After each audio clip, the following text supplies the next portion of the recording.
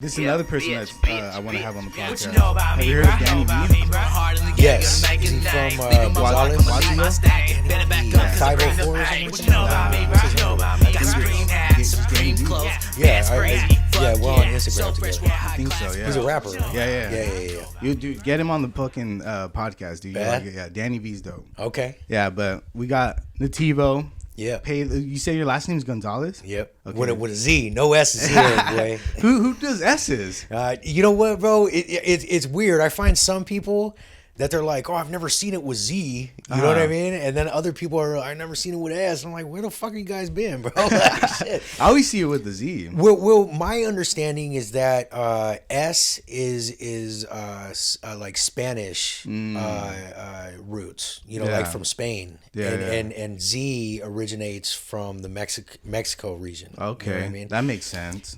I don't know if it's real or not. It's just what people Yeah. have said to me. So Well, I was think- kind of I going think with with that, it's like you have to clarify that. Like you always have to clarify. Like okay, so you already have it in your head what to say. When Right, people say right. ZS, you're like, okay, I'm Mexican, so that's why it's Z. Right. Well, Yeah. I've heard different things. I've heard that it's a class thing. So the S's are a higher class and Z's are lower class. I've heard a bunch. I don't know. I wouldn't stick with that. I'll do the other way The around. region, right? Yeah, I'll do it the other way around. Fuck yeah. that. I'm not gonna say that. I'm Z. I'm not lower class. Right, right. But the main question that I wanted to ask, why paid the cost?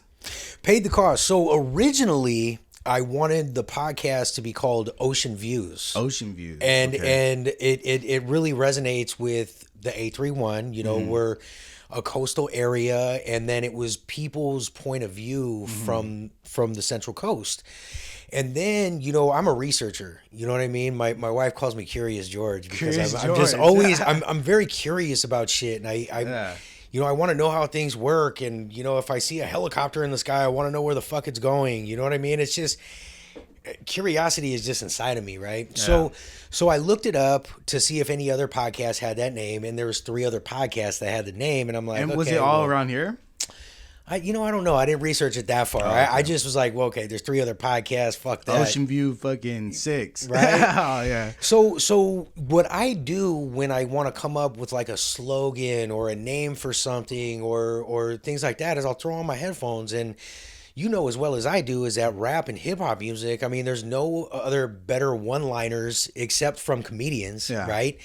So I threw on my headphones, and Snoop Dogg pops up, and the song, he says, "Paid the cost to be the boss," and I said, "Paid the cost." That's it. Okay, I didn't even think about that line. Yeah. Paid the cost to be the boss. Paid the cost to be the boss, and the focus of the podcast is, what it takes to pay the cost to get to where you want to be. You know what I mean? And that's what I focus on, and I focus on the Central Coast, mainly Santa Cruz, because that's where I'm from, and my ties are so deep there that it's easy for me to find guests.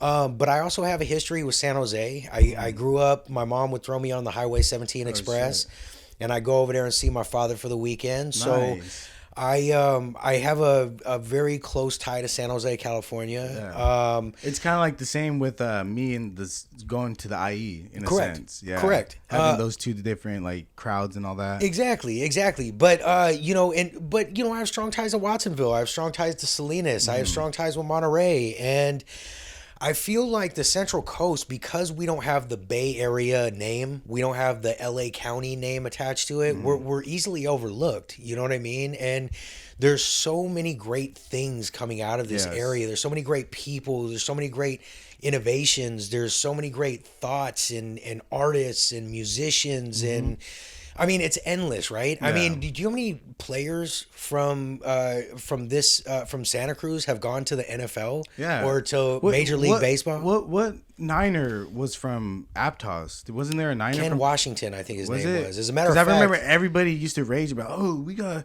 someone that went to Aptos. He's in the Niners. I was like, dude, I don't give a fuck. I think it was Ken Washington, but I'm not.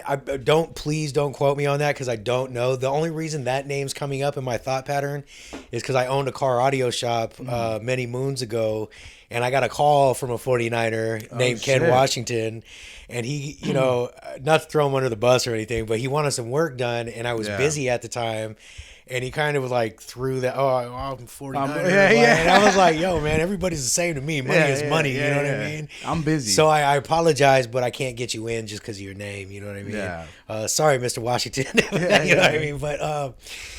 But how bad would it suck if you realize he was like a Hall of Famer? And like, I don't, you know what, bro? I don't run on that. Yeah. But I'm just saying, like, if he was like a Hall of Famer and like if he would have signed something, it's worth like a couple thousand, you know, and that's like it would have been worth more than the audio, like, you know. You know what, bro? You know, I don't operate on a material level. You know what I mean? That's good.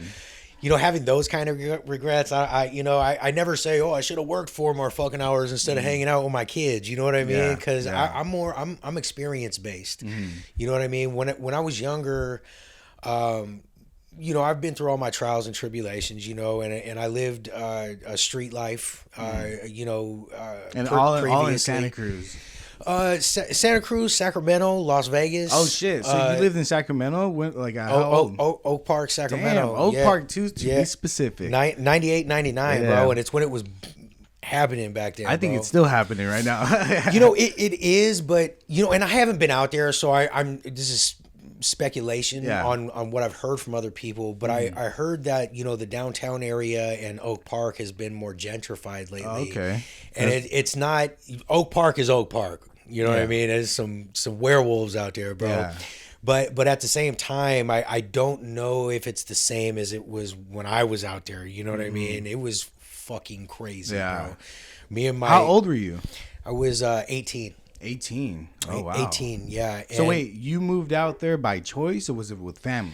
Yeah, I have a half brother, and he went out there, and we talked on the phone, and we just kind of were like, yeah, I'm gonna come out there.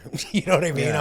I'll be with you, and you know, we'll do our thing, and we fucking did our thing, bro. You know what I mean? And yeah, it was a different time. Yeah. You know what I mean? I bet, dude. Yeah. So, again, for the people that don't know, because you look like you're fucking 20, you're 40 years old. Yes, sir. Yeah, and he said specifically because of water. So, whoever wants to look like him, just drink a bunch of fucking... Hey, that's what you say. I'm going to drink more water now. You know, like... Well, it's genetics, too, right? Of course. You know what I mean? But I And is your name Nativo? Yeah. It's like, it's not short for anything. It's no. As a matter of fact, nativo in Spanish means native. Oh, so that's like, so I kind of figured Nativo, but then I was like, maybe that's his actual fucking name is like San Benito or like. Everybody always says nativity. Is that nativity? No, it's not nativity, motherfucker. It's nativo. You know what I mean? I just say it a little bit more washed. You know what I'm saying? Like if you were to ask my biological father my name, he'd say nativo. You know what I mean? Like and really strong Mexican heritage. But that's your actual name? Yes, Nativo. Okay. Yeah, they say my name correctly. You know what I mean? Nativo. But I'm also I'm half white. Oh, no way. Yeah, okay. My mom... full Mexican. Yeah. I get that a lot. Yeah. But my mom is a white woman from Detroit, Michigan. Wow. And she came over here, clicked up with my dad, and my dad is actually from L.A. He grew up in... I think the South Central area, and my family down south is all from Florencia. Okay, from down south. So I'm the only one out of everybody that was born up here. Do you? Oh shit, for real? Yeah. Damn. And do you speak fluent Spanish? Like no. No, because I'm the same way, dude. So they'll feel like I don't feel bad about it. I don't give a shit. Yeah, you know what I mean? If I've run across many people that have an opinion about it, but and it fucked me up for a long time. You know what I mean? Isn't it weird with that like itself? You feel like you don't fit in any crowd because. Not only you're half white, but you're still not going to get accepted by the white people. Totally. Not black people. And then the own person that you can relate to is Mexican. Well, but they don't accept you because you don't talk fluently. So this fucking bullshit. Well, here's the trip about what you just said, though, right? Because my mom was married to a black man for as long as I could remember. Oh, really? And as a matter of fact, I've never felt more embraced by a race or a culture than I did by African Americans. Or I don't even my stepfather he doesn't like that term African Americans. He likes the word black, you know, because he grew up in the 60s.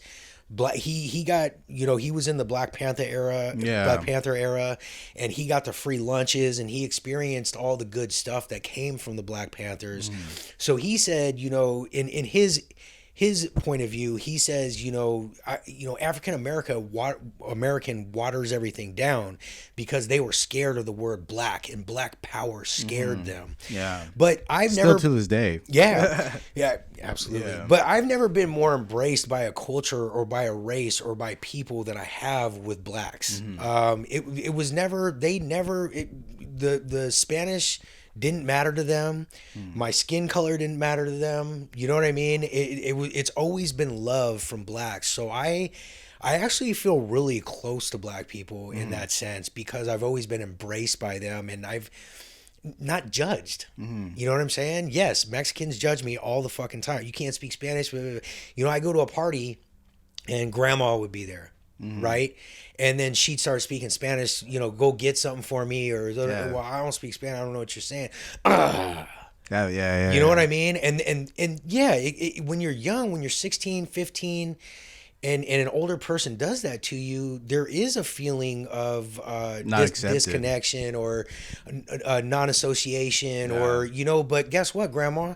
We're going to walk into the same grocery store, and in a crowd full of white people, they're going to look at me the same way they look at you, regardless of what language I speak. Exactly. You know what I mean? So I felt really, it really angered me that I was pushed away in that sense, not by everybody, but in the majority, getting pushed away. It definitely left that scar, like a scar Absolutely. in your brain. Absolutely. Or how we were talking earlier about your brain and all that. Yeah. Those little things affect the way you process things, because you already been in that situation where you're not accepted. So you're like, man, like, here we go again. Yeah. Like, I'm being judged. You almost expect it. Yeah. You know what I mean? But the truth is, man, is the Mexican culture, Mexican people, they're great people, bro. They definitely, yeah. I've always, it goes back to like how I told you, like, I seen it, but I didn't pay attention. I was like, dude, I know I'm not because I speak a little bit Spanish. Yeah. So they make fun of me when I don't pronounce things right. Of course. Yeah. And I'm just like, dude, I'm trying, but like, it's good. Like, I ain't tripping. Like, if you want to judge me for not speaking Spanish, I'm not going to look at you any different. Totally. Like, I'm going to keep doing me. And if you guys want to keep making fun of me, it's cool. But like, if we play some sports or something, or like, I'm going to fucking go hard on you. I'm going to let you know. Yeah, I'm going to let you know.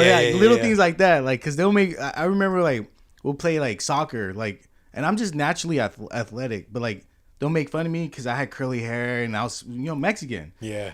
But when I was fucking laced them up in soccer, I'll whoop their ass and they'll be like gassed out, and I'll be fucking running around. All of a sudden, and they're just like, fuck. And I'm like, where's all that shit talking now?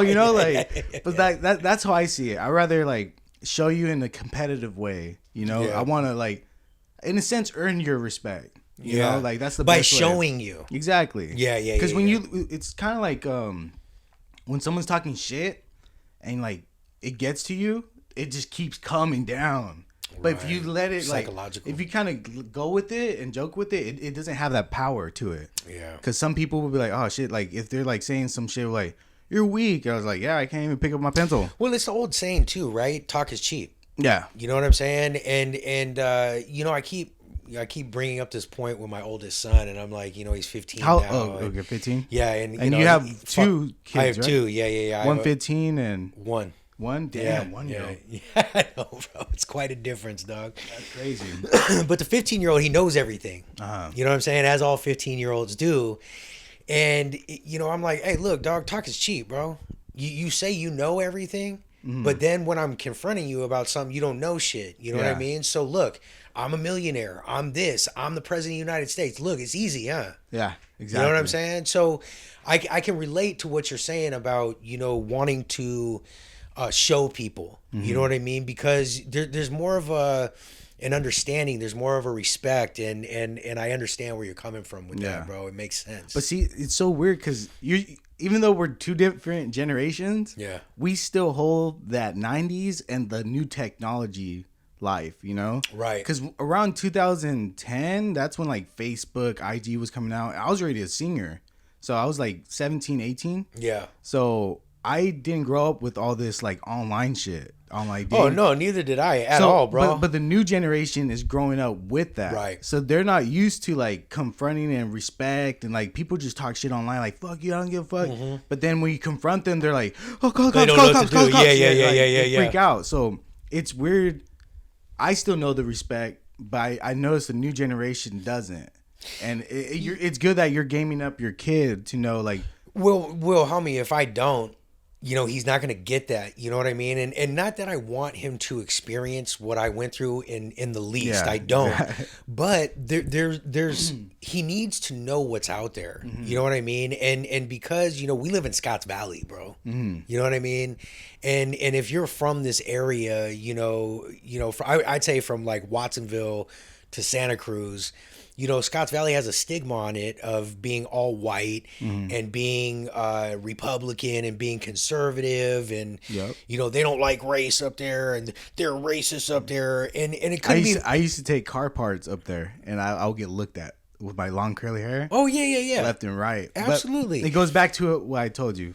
If you want to judge me, it's cool. I'm still gonna say good morning. Right. How you doing? You right, know? right. Well, you know, it's kind of, I feel like it's my duty to let Junior know what time it is. You know what I mean? But he's naturally book smart and he's naturally street smart, so he's intuitive. He's aware. He has these things. He has these things. Yeah. Thank you. He has these things in him, but it's different. Wondering if you're right, and it's different knowing when you're right. You know what I mean? So there's things that I have to let him know about because he's not going to experience them unless I let him know about it. It was funny, bro. I think either last year or the year before that, you know, we were going for a walk and he said he wanted a football jersey, right? And it had a certain number on it.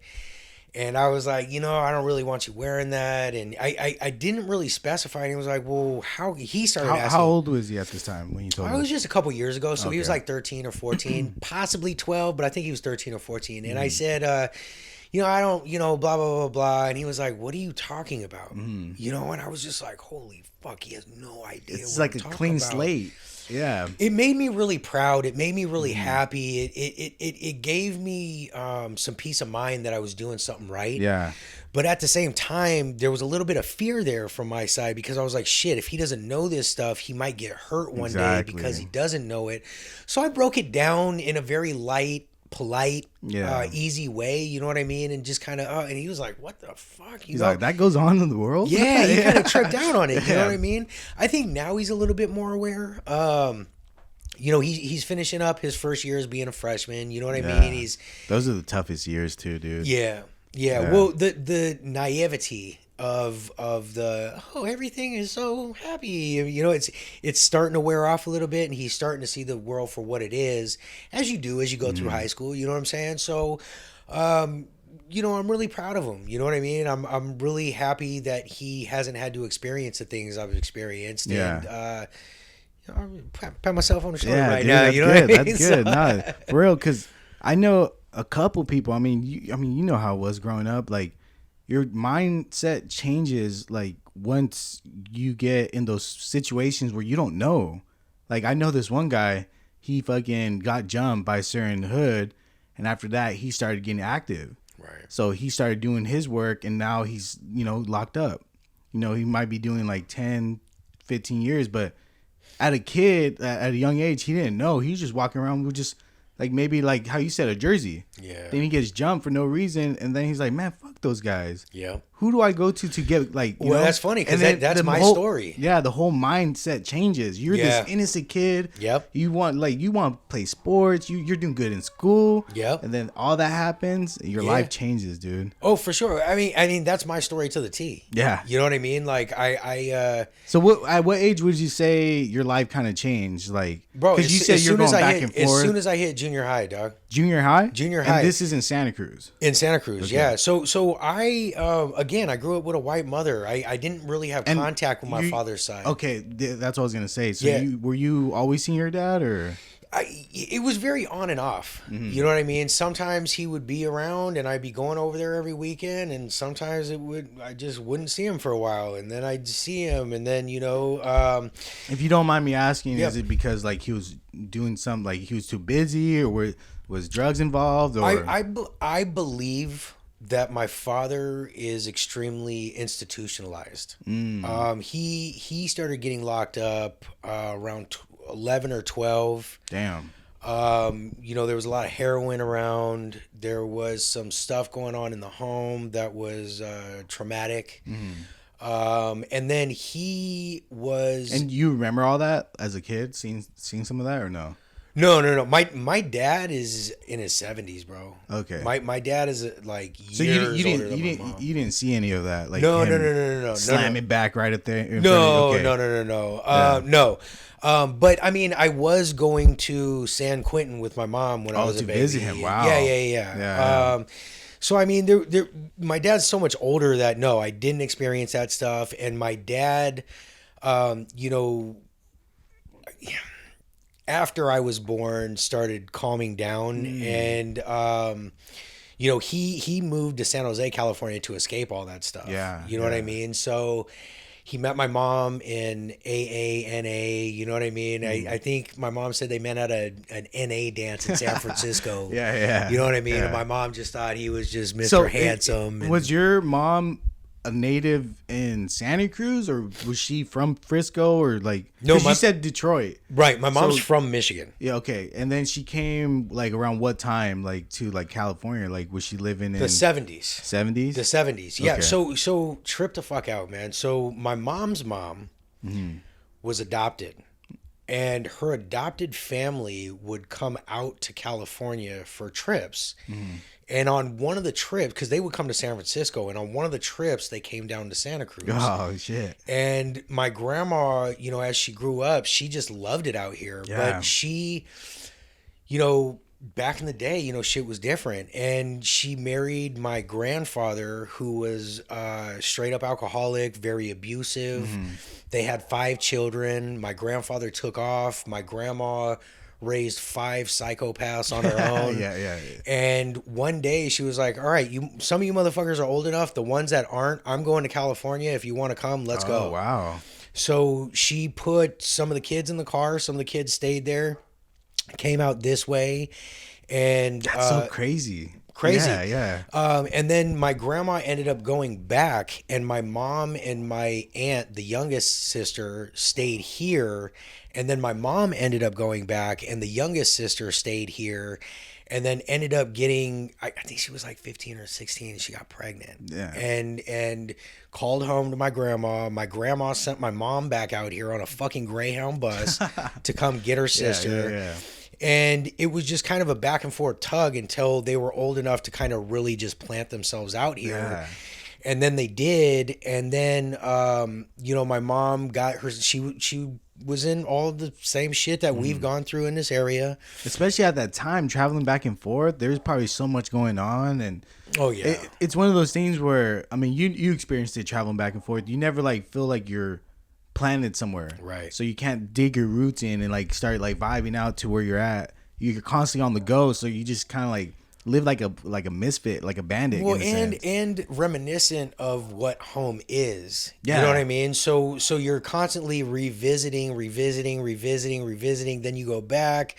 Then it's not the same as I've been thinking it is. Yeah. And then, you know what I mean? It's a battle almost. Yeah. You know what I mean? Yeah, dude. I figured out that living in Vegas, living in Sacramento, those are big areas, man. And I want to get to that Vegas thing. Yeah. But let's keep. Yeah, I enjoy the small town shit. I like that everybody knows. It's kind of like peaceful, huh? Like, isn't it? Because I feel like in a city, it's just you get lost in so much stuff going on. You right? feel like just another person, bro. Yeah. I feel special here. I feel like I like it when somebody waves at me when I'm going by. I like it when somebody, how you drive by real fast and you hear your name and you're like, oh shit. Yeah. Oh, hey, especially your name, it's really unique. So if you hear that, yeah. That's why I was telling you when my name is Esteban. Like that's my birth name, Esteban. Right. I'll tell people, they're like, yo, what up, Sebastian? I'm like, where the fuck do you get Sebastian from? And so I just say, like, if they can't remember Esteban, I'm like, dude, just Steven's fine because that's the English version. Right. And then for my homies that know who I am, they call me Boxx. So that's why I was Boxx, like, bro. That's dope, man. I never heard nobody have that nickname, bro. I like it. Yeah, But man. continue. So, you know, I figured for myself, like, I like this shit, bro. I like that, you know, when my son gets, you know, he's getting to that age where people are saying Nativo because he's junior, right? Oh, okay, yeah. So is your dad Nativo? You know what I mean? And then people, you know, there's an embrace. You know what I mean? Oh, yeah. It's nostalgia. Oh, I know. I knew your dad. I went to school with him. Oh, this is cool. You know what I mean? I enjoy that type of shit. You know what I mean? It makes me feel like I'm special. It makes me feel like I'm doing something, like I'm in the world, like people know who I am, you know. And then on the flip side, it's cool to be able to get, you know, go to a mechanic that I know isn't gonna lie to me. Yeah, exactly. You know, or you know, again, living in Scotts Valley, I can go to the store and not wait in a fucking line. You know what I mean? I love that shit. Yeah. I love that shit. Give me that shit. Yeah. Put me in a population of 500 where everybody knows me, bro. You know what I mean? Because I feel like that's, you know what that goes back to is tribal shit. Because we all used to be in a tribe. You can remember like 50 people. You're in this, they cook, that's the welder, clothing. You just know all that shit. So I think that's why you love that. Well, there's a lot more wisdom to that. You know what I mean? And I think there's a lot of shit that we lose as human beings when we're living in the city environment because everything is so fast. Go, that you're losing a piece of your humanity and your connection to your ancestors. Exactly. You know what I mean? Because you know, if we think about like the Mayans and the Aztecs, right? I mean, that's probably who we'd probably relate to, right? They're looking up at the stars. They're making paints out of fruits and mud and, you know, coming up with these pictures. And they probably, you know, their dream for us wasn't to be disconnected from nature the way we are now. You know what I mean? So I love getting up early in the morning, right? I know. I mean, I wake up. I feel like we could have done this podcast at 5 a.m. You'd easily. be fine. You'd be like, yeah, what's up? Oh, no problem. Yeah. I mean, look, bro, I don't always do this, but for the most part of the year, I wake up at 3 a.m. and I go to bed at about between 7 and 8 p.m. Damn, right? that early? Absolutely. You know, I learned there's nothing for me at night, and that's when I get my draw to do the shit that I'm not meant to do, right? So there's safety in the day for me. Yeah. You know what I mean? Although waking up at 3 a.m, it's still fucking pitch black. You know what I'm saying? But you know, I'm usually on my walk at about 4 a.m. and I walk down Scotts Valley Drive, and it's been so beautiful lately, and I needed to reconnect with nature. Yeah. Because I saw the trippiest shit this morning. And I was thinking to myself, nobody will fucking believe me when I tell this story. And it's not like crazy or anything, but like I'm like picturing a werewolf, just like no, not at all. It's not as crazy as I just built that up to. Sorry, no one walks at this time. What are you doing out here? But Scotts Valley, there's a lot of Scotts Valley where there's no street lights, so you can look up in the sky and you can see the stars a lot easier. And when you get all the way to the end of Scotts Valley Drive, that's when the street lights kind of start going away. And I'm constantly looking up because I see trippy shit, bro. Whether it's a shooting star or how bright the moon looks or a constellation. So I'm looking up at the stars and I'm actively scanning around because I see shit moving all the time. Yeah. Bro, I saw 2 dots of light, like not like airplanes, bro. And they were a lot higher than airplanes. And they like crossed paths. No way. Like right on top. It was fucking weird, bro. I feel like I've seen something similar to that. Yeah. Oh, I'm sure we all have. But this is what I'm saying, right? The Mayans and the Aztecs, that's all they did was study their surroundings. Yeah. They studied the planet. They studied how the fuck did they figure out like seasons? You know, and the calendar and all that. All of it, bro. The thing that tripped me out too is when they'll build shit that specifically only you can see constellations with the aircraft. Like the only way you can see what they made, like the whole, like I forgot what it was, but like they made something where only an aircraft can see. Yeah. So I was like, wait, that's on top of a hill. I can't remember. I just remember reading something. And I was like, damn, like so they're probably doing that for aliens, you know?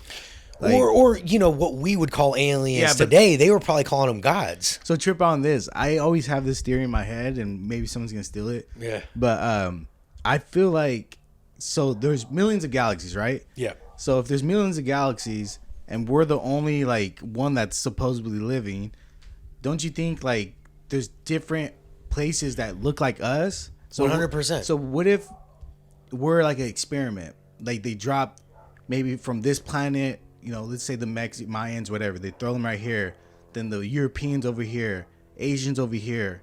Like they put, or maybe we all looked alike, and then we all kind of slowly transforming because of the sun and all that. Well, because of your environment, right? Yeah, exactly. So somebody that lives like closer to the North Pole, who isn't going to experience the sunlight, they're gonna get white. They're not going to have as much Melatonin. No, that's melanin. Melanin. I was like, I had the word, but then it switched to melatonin. I was like, wait, what? Why am I saying melatonin? I do that all the time, bro. but then I know, you know somebody who lives in Africa who is well, I guess it depends on what region of Africa you're in, but somebody that's closer to the southern pole is going to experience the sun more, who's going to have more melanin in their skin tone. Exactly. So, yeah, I mean, I don't know, dog. So but that's why I feel like we're experiment where they dropped us all and just wanted to see what happened. anything's possible. You know? You know what I mean? Anything's possible, And they just bro. kind of pass by like, what's going on? Oh, man, they still doing that shit? Just kind of take off, you know? Well, you know what, bro? Or better yet, we're their entertainment. So they chime in and be like, dude, look how they evolved from this to this. Yeah. And they're keeping up with the Kardashians now. Like, you know, they're just watching all these celebrities. Like, that's their entertainment. They channel in. Right. And what you might have saw was like a satellite watching us. They're like recording everything. Yeah. Dude, that would be crazy. I don't know what the fuck I saw, dog. Yeah, You know what yeah. I mean? But, you know, I just feel like it's a shame that we think we're so advanced when really what I think of when I think of advancement is being in tune with the natural habitat, right? And here we are cutting down all our natural resources, using up all our clean water. We're polluting the planet to the point where it's going to be inhabitable. Exactly. You know, we're getting to the point where people are excited about the metaverse. Real life is cooler than the metaverse, bro. Yeah. You know what I mean? Fuck the metaverse. You know, I what trips me out is that what what a star is made of is the same thing as a tree is what a tree is made of. Oh, wow. And we're made of the same thing as that. That shit is exciting to me. Yeah. I don't give a fuck that Snoop Dogg bought fucking NTF and bought Metaverse Land. yeah. Who gives a fuck? Why are you hanging on the nuts of all these false gods? That in itself is a bad thing. The fact that we're worried about the Kardashians is a bad thing. Yeah, exactly. You know what I'm saying? I was going to say, in a sense, because obviously we have the technology to do not anything, but we can do a lot of things. But I feel like a lot of us, since we're not in tune, we're kind of dumbed down. Well, tell me what's so advanced about our technology when the Aztecs and the Mayans were building shit that you can only see from the sky? Yeah, exactly. With the shit that we don't have today. What about the pyramids in Egypt? Yeah, they still can't figure that out. They can't figure it out. So what the fuck makes us so advanced? Because we have a fucking cell phone? Because as far as I can see, the cell phone is our biggest advancement. The internet, because we have access to all this information, does it make us smarter? Does that make you smarter? You know what I mean? I'm constantly telling people, you know, you need to pick like 3 things in your life to focus on. You know what I mean? Because a jack of all trades is good at none. You know what I mean? Or maybe is great at none. But so I used to trip on that saying, Yeah. because I used to because I'm that person. I touch everything. Well, because you're young.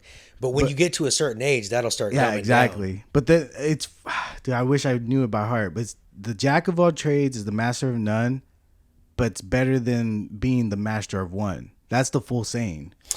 Or something like that. I don't know if I wouldn't agree. Google it. Go ahead and Google it. But I, you know, regardless if it's right or wrong, I would disagree with that. Yeah. Because when you're so immersed into one subject, you can still stay a student. being in the student's mindset is one of the greatest gifts that you can give yourself, because you're always curious. You're always wondering. Once you start calling yourself a master, you're ending your process. You're ending the journey, and the journey is the most important part Exactly. of the story. You know what I mean? When you get to the end, the book's over. You know what I mean? So why the fuck would you ever not want to be in the student's mindset? Did you find it? Oh yeah. So it goes, a jack of all trades is a master of none, but oftentimes is better than the master of one. That's the full saying. And like I said, I can't see that, because I look, bro, to be, I mean, and I guess it would, you know what? I guess it would depend on what you're talking about. Yeah, yeah. Right? Because I definitely agree with you in that sense where, because nowadays everybody doesn't know what's going on. They're like, I don't know what to do. And then like they have social media. So I did this, like the best way I said it with my other homie. You want to know how to work on cars, right? Say you want to like, oh, I'm going to look it up right now. I'm going to look it up. And as you're looking up on Google, it says shooting in Santa Cruz. You're like, what the fuck, shooting in Santa Cruz? You click on that, and then your girl texts you, hey, what's up? When are we going to meet up? Oh, shit, I forgot. Distraction. So all that happens, and you forgot why you initially went on Google. You wanted to learn how to fix a car. It's a rabbit hole. Yeah, bro. Exactly. So I feel like people get lost in that. Yeah. Well, and not only that, man. I mean, if you're so busy looking down, it's like I said. If I was on my walk staring on my phone, I wouldn't have seen that cool shit I saw this morning. You know what I mean? Like, what if we were looking up all the time? What are we missing? Mm-hmm. What the fuck are we missing, bro? There's so much that we're missing. There's so much we're missing, bro. I heard another thing where it's I guess it's best for us to walk barefoot so we can feel like the soil or something. In grass. Is it grass? Yeah. Okay. Yeah. So like, it's something about that it's supposed to make us feel good. Well, maybe because we're in tune. Yeah, maybe barefoot. Period. You know what I mean? I had this. Maybe not with all this concrete though. That's freaking. I don't know, dog. I don't know. Might fuck around and step on a rock. You're like, oh, I'm gonna call it off. I tried it once. I'm good. That rock fucking hurt. You know. But what were we talking about before you? I think we were just the. Tripping out on the. I think we left off jack of all trades and we're going. Oh, there you go. Let's go back to jack of all trades. Okay. And tell me again. So your thought process was like, oh, like you don't think that's a good saying because you should be a master of one, right? That's not necessarily a master of one. It's like I said. So pick three. Mm-hmm. You know what I mean? And for me, it's a podcast, family, and my new business. Mm-hmm. You know what I mean? That's what the fuck I have time for. Mm-hmm. You know, the rest, I ain't got time for it. You know what I mean? I just don't like being spread so thin. I don't like being rushed. Mm-hmm. I don't like being told what to do. Yeah. You know what I mean? And when you put yourself, you know, and I guess I'm talking more about business. Yeah. Right? Yeah. You know, because I've seen a lot of people, they just spread themselves so thin that they can't pay attention to anything. And they're, you know, it's not a bad thing to, you know, spread your eggs out into different baskets and see what hatches. You know, it's not bad. I just don't have the fucking energy for it anymore, bro. You know what I mean? I guess in a sense that goes to like who you are as a person, because there can be one person that's really good at like, I don't know, let's say making chairs. Right. But then that's all he does is make chairs. Like you don't want to learn how to like, I don't know, maybe do this or that. Like, you know what I'm saying? Because, like, there's... To me, it's all about happiness. Mm-hmm. If he's happy, yeah. If making a chair brings you so much bliss that you can't imagine doing anything else, then fucking make chairs, I guess the argument with that would be maybe a jack of all trades is happy doing everything at once, too. You know? Totally. You know, I try not to apply sayings to everybody. Yeah. You know, you have to take what life gives you and you have to use what works for you. You know what I mean? And that's the best advice you can give to someone because, brother, everybody's different. Well, I told you, right? So I was strung out for a while and on methamphetamine around what time was this? Because we kind of left off on your childhood that, you know, your mom was... You stuck with your mom. Yep. You started getting in trouble. Your life changed around junior high. Well, yeah, because I didn't know I was brown. Oh no! I mean, I did, but I didn't. So I'm kind of curious now. When did you find out that you're like different, like brown? Like when I got to junior high. And what happened? Like, It was weird, bro. I mean, from my recollection, I feel like I was expected to hang out with Mexicans. Like, you're brown. And why this is are you around not what, hanging the out with 80s, them? 90s? It was probably, I was born in 81. I think you get to junior high when you're like, I think it was I like was 90s. 12. Yeah, it was probably 90s. Yeah, so it was probably like 91. 91, 92, something like that. Maybe 93. Dude, I was born 93, man. So you're already in junior high at fucking 93, dude. That's crazy. Yeah. Yeah, and I think the perception of my peers was that, why are you not hanging out with your group? Yeah. And so I was like, okay, I'll go hang out with my group. And my group wasn't my group. Yeah. So then I started getting even more confused. And it just spiraled out. And as far as the drug thing, you know, Was that more in high school or when? no. No. I mean, I think I smoked, excuse me, I smoked weed when I was like 11. And then I think I started doing blow when I was like 13. And then I started selling blow around Damn, that time. at a young age like that? Yeah, well, not that my mom worked her ass off, bro. You know what I mean? But, you know, we lived in a 1-bedroom little place. Yeah. Because Santa Cruz is expensive, you know? It wasn't necessarily back then. It was starting to get back then. Oh, okay. I mean, my mom was telling me shit. I remember when houses were still, you know, 200,000. You know what I mean? That shit that shit came along with Silicon Valley, right? In the mid 90s, early mid 90s. But yeah, it wasn't what it is now. Definitely still, but. You know, you know, she was a single mom. She was doing what she could to feed me and keep a roof over my head, and you know, give me the things that she could. Coke. And No, I'm kidding. it was what I knew. Here's a baggie. Go sell Coke. Well, you know what happened is literally, bro. I'm sitting on my homie's bed in his room. An older homie comes in, literally throws an 8-ball at me. It bounces off my chest, lands in my lap, and he says, "I'm going to teach you how to use this triple beam. You're going to sell this, and you're going to bring the money back to me, and then you're going to keep this much, and then I'm going to give you more." And I started with a triple beam. You know what I mean? Like, there was no. I'm sure there was digital scales, but I wasn't. I learned how to weigh shit with a triple beam. Yeah. You know what I mean? That little point matters, dude. It matters. Yeah. You know what I mean? And if you didn't like the guy, you'll give him like an 8.0, you know? You'll skimp him out. Even a 0.7, dude. Yeah. Like, fuck that. I ain't giving you a full gram.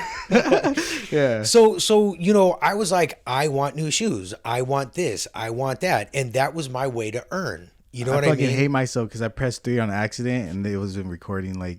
It wasn't recording the whole time? Yeah, but it's cool. Did you get the audio though? Yeah, the audio's there. So whoever's watching, hey man, shit happens. Yeah, we're right here vibing. We're just humans, bro. Yeah. We're just humans. But yeah, continue, my bad. But it was my way to earn money. You know what I mean? And it made me feel like I was doing something. You know what I mean? Especially at that age, because you want to be a part of something. But here's the other thing, though, right? As soon as I was old enough to work and get a job permit from school, I worked.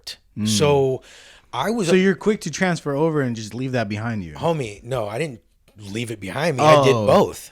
You're like, do this double the income. Well, what I learned early on was the dope was the icing on the cake. The real money came from your job. Yeah. You know what I mean? Because you had, bro, as a human being, this is why our homelessness is so fucked up. Nobody wants a fucking handout. Yeah. Nobody wants a fucking handout, bro. And when you get a handout, it makes you feel less than. Everybody, in order to work, in order to feel something for the things that you have to work for it. Exactly. You know what I mean? When shit is given to you, you're like, whatever. You don't care about it. White shirt, I just got spaghetti sauce all over it. Well, fuck it. Homie gave it to me, so fuck this shit. Yeah. But if it's your white shirt that you worked for and you'd be like, fuck, there's spaghetti on my shirt. Fuck. Damn. You know what I'm saying? So I learned I learned that very early on, right? And I'll tell you this. I was strung the fuck out, and I lived in paradise. Like, this is when you graduated? You say you got a job? You were old enough to get a job? No. I was already graduated. So this was like in 2002, 2003. So this is like, what, 4 years later after high school? Yes. So I lived in Paradise, California. And you weren't doing anything? You were doing coke and weed? No, at this time I had already graduated to meth. Oh, okay. So when did you get introduced to meth? when I was like 14 or 15. Oh shit! But I like coke more. Okay. Because I was like, the way I saw meth, it wasn't meth then. It was crank. Crank. Okay. We were on that crank shit. We were getting it from like motorcycle dudes. Yeah. You know what I'm saying? And crank was in back then, right? Yeah. So I was introduced to crank when I was like 15. Damn. You know what I mean? But what was that like at that age when you first tried it? I didn't really think about it, bro. For me, it was one of those things. You know how it is, right? So you're hanging out with all the homies. And the homies that I'm hanging out with, again, it's in the 90s, right? So I'm hanging out with motherfuckers that are like 21, 22, 23, 24, 25. Yeah. You know what I'm saying? People that have like 10 years plus experience on me. And we're all hanging out, drinking and shit. And it's like, well, it's midnight. Well, we want to keep the party going. Let's all fucking do a line of crank. Mm-hmm. You know what I mean? And then all of a sudden the sun's coming up. You know what I'm saying? Yeah. You're like, fuck. And you're young. like and weirdo. This goes back to the tribal shit. This is your tribe. So you're Right. like, this is normal because they're doing it. They're older than me. He has a job. Right. He's doing good. Like, right. So you don't think anything wrong about it. Yeah. So I got to the point where I was so strung out on meth. I mean, bro, I lived in Paradise, California. Mm-hmm. And for those that don't know. Yeah, where's Paradise? It's so Chico, California. Oh shit, all the way up there? It's inland, right? But it's still built the way Santa Cruz is. So this is going back to when you moved with your brother? Past that. Okay. Past that time. Okay. Yeah, because from my brother, I moved down to Vegas. Pretty much. Okay. I came here for a little bit, and then I went down to Vegas chasing a girl. Oh shit! That's why you went to Vegas? Yeah. Shit. Yeah, and I got a job. I was working at a car rental place in Las Vegas, and I did some shit. I got some trouble. I got locked up down there, and then I came home, and then I ended up going back down there. And I made around what year was this when you were living in Vegas and going back and forth? 2001, 2002, something like that. Damn, Dre fucking barely dropped that 2001, huh? Yeah. This is where 2002, because as a matter of fact, I remember living in Sacramento when that came out. I think. Yeah. Drugs. Yeah. But this is crazy because you literally fucking, because you went to Sacramento. I don't know if you're slinging out there too. Yep. Was that like where you like found the more into meth? Like you started doing it more? No, I found that the street life, being in the hood and all that was real. You know what I mean? Especially up there in Oak Park. Oh, dog. Well, it was really before we were all into the internet. See, the internet has put everybody on the same level. Mm-hmm. You know what I'm saying? But in the 90s, when you're coming from Santa Cruz and you go out to Sacramento, it's two different fucking planets. Yeah. You know what I'm saying? So I was doing shit like, around this area back then, we were famous for doing the staring and mad dogging and then doing the pushing before the fight and then maybe it escalating into a fight. And if it was really bad, it'd escalate into a stabbing or something, right?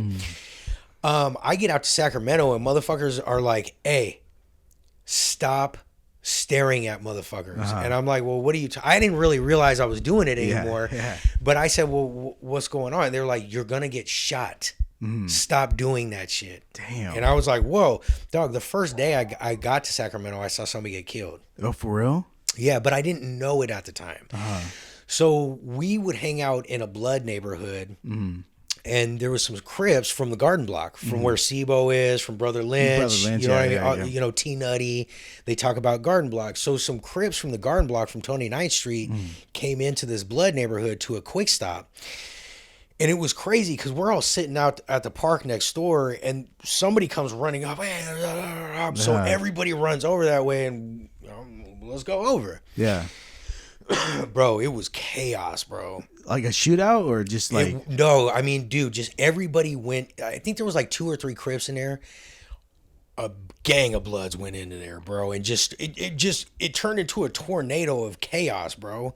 So crazy that somebody pulled out the cash register, ran out with that. Shit, damn, what the fuck? Bro, it was crazy. I never seen anything that, bro. So a Crip, he comes like just staggering out. And you know how they have those poles in front so you can't ram your car into the quick stop?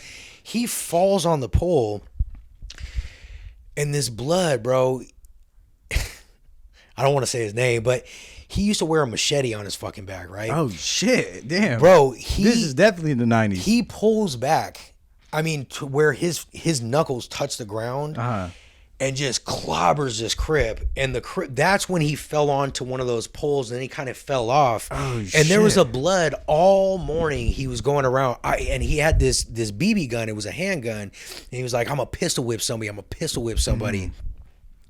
Well, he pistol whipped this dude that fell on the ground and just beat his fucking head in. Damn. To the point where the Crip started going into convulsions. Damn. Right? And we were like, oh shit's getting crazy, and we left. Well, that dude ended up dying. Yeah. You know what I mean? And that was my first day in Sacramento. That's insane, bro. Yeah, bro. And you're how old at this time? 17, 18. Damn, bro. You know, yeah. And I'm pretty sure, like, you living out there, you probably seen more and more, like, other shit. Yeah. Probably not. Was it that intense or just... You know, to be honest with you, Boxx, it wasn't even an intense that when I first saw it. It was like, it felt like it was an out-of-body experience, like I was watching a movie or something, because it was just so chaotic. Yeah. I'd never seen anything like that happen before. You know what I mean? In that fashion. But not only that, but you kind of experience yourself growing up, seeing violence around you. So when you seen that, you're just like, oh shit, they're dishing it out. Like, yeah. And then next thing you know, you see all this shit escalate more and more. And you're just kind of like, it was just fucking chaotic. You know what I mean? And you know, so anyway, so I did that, and then I was in Vegas for a while, and I got locked up down there, came back. What was so special about this girl? I'm curious. Like, what were you just young in love? Or? I think I felt like I had an opportunity. You know, I don't, you know, I thought I loved her back then and all that, but I you know, what had happened is that she was getting into some trouble, and her grandfather had moved to America from Iran with nothing ended up being a millionaire. And he got his start in Vegas. So her grandfather was pushing her to move to Vegas because there was work out there. It was growing. You know, it was up and coming. There was opportunity. Yeah. So his thought pattern was like, no, you should go down there because you can make it. So she had that opportunity presented to her, and she asked me to go with her. Okay. So I talked to my mom about it, and my mom was like, you know, it might be good for you. Go. Yeah. Experience life. Yeah. So I went, and I got in trouble, came back, wanted to be with her again, so I went back down there, and the dude that I worked with at the car rental place, he hadn't really opened up to me as much before the second time I went down there. So we're in the back and we're washing this car together.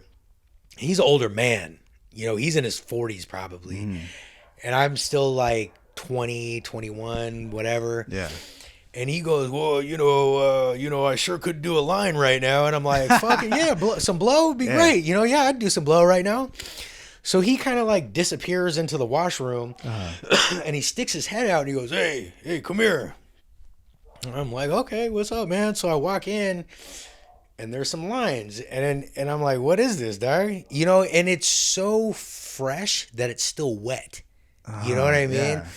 So he does it, and I'm like, oh, fuck it, I do it too. I'm like, oh, shit, you know what I mean? This shit is strong, bro. You know what I mean? So I ended up going down the rabbit hole, and I ended up meeting the dude that made the meth, and, you know, it got to the point where we didn't want to live in Las Vegas anymore, and her grandparents lived in Chico, California, and they called us and said, hey, we have a house in Paradise, California on Friendly Way. Damn. And we were like, whoa. What a coincidence. Paradise, go. Friendly Way? Yeah, we were like, let's go. Yeah.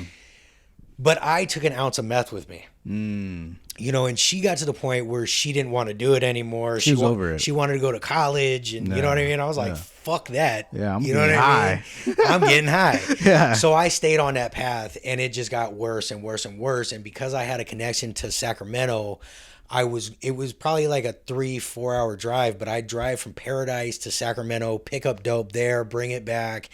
and I wasn't using my real name up there either. Oh no. So nobody knew anything about me. They didn't know where the fuck I came from. Yeah. They thought I was sitting See, on... back then you could do that, dude. Yeah. Like now you can't say a fake name. They'll fucking search you up right away. Oh yeah. It was crazy, bro. Yeah. But my meth habit just got insane, bro. And again, like I hadn't really talked to my dad or had that connection with him, but I knew that he knew how to get out of being quote unquote sick.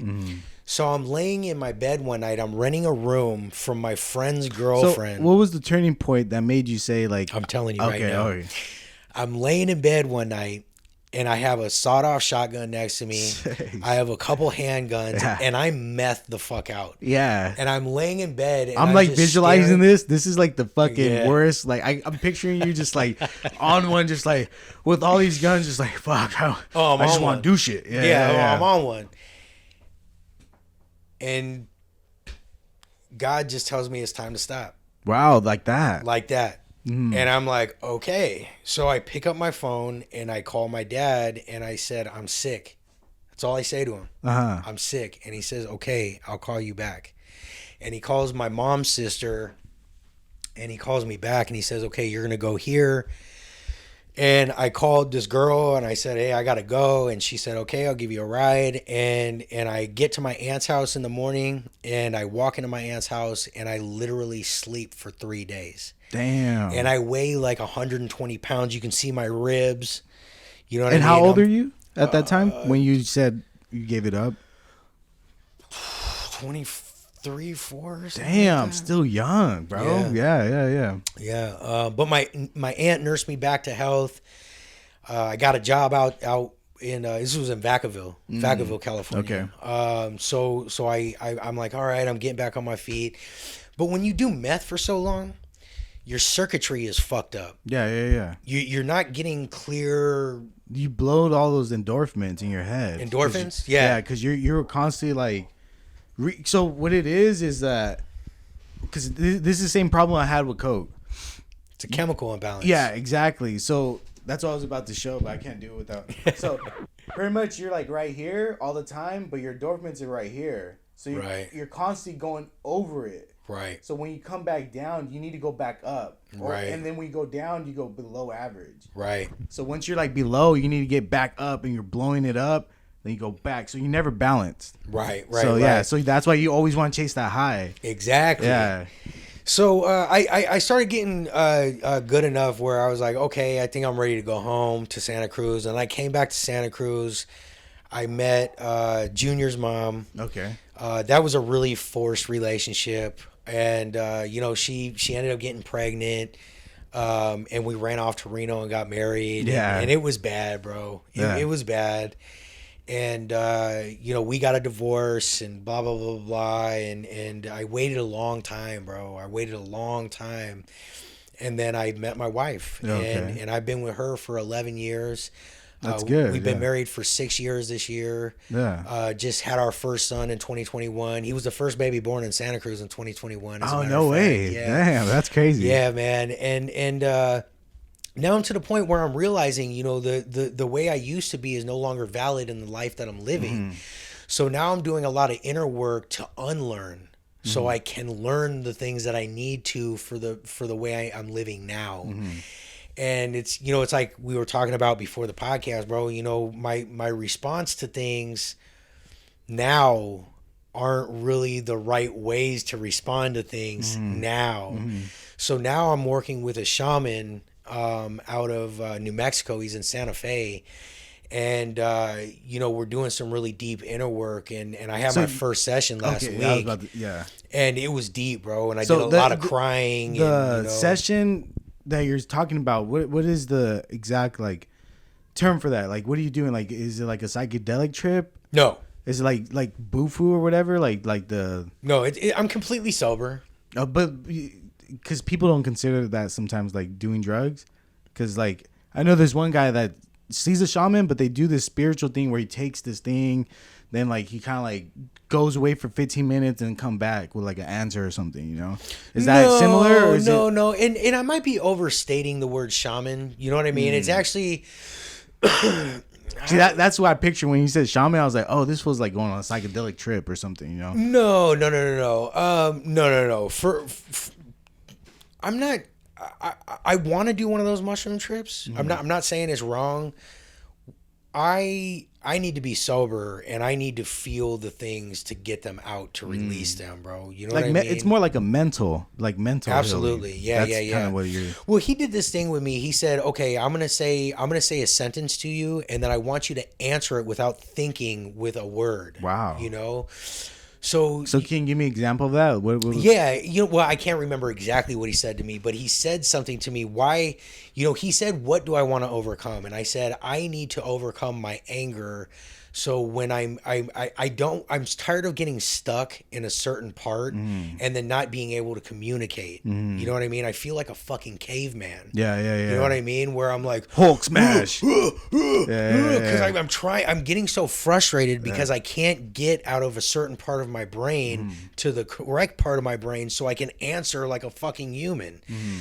So I told him I want to release this anger blockage that I have so I can be a better husband, so I can be a better father, so I can be a better podcast host, so I want to be in the moment, And so he says a sentence and I said, I have abandonment issues, right?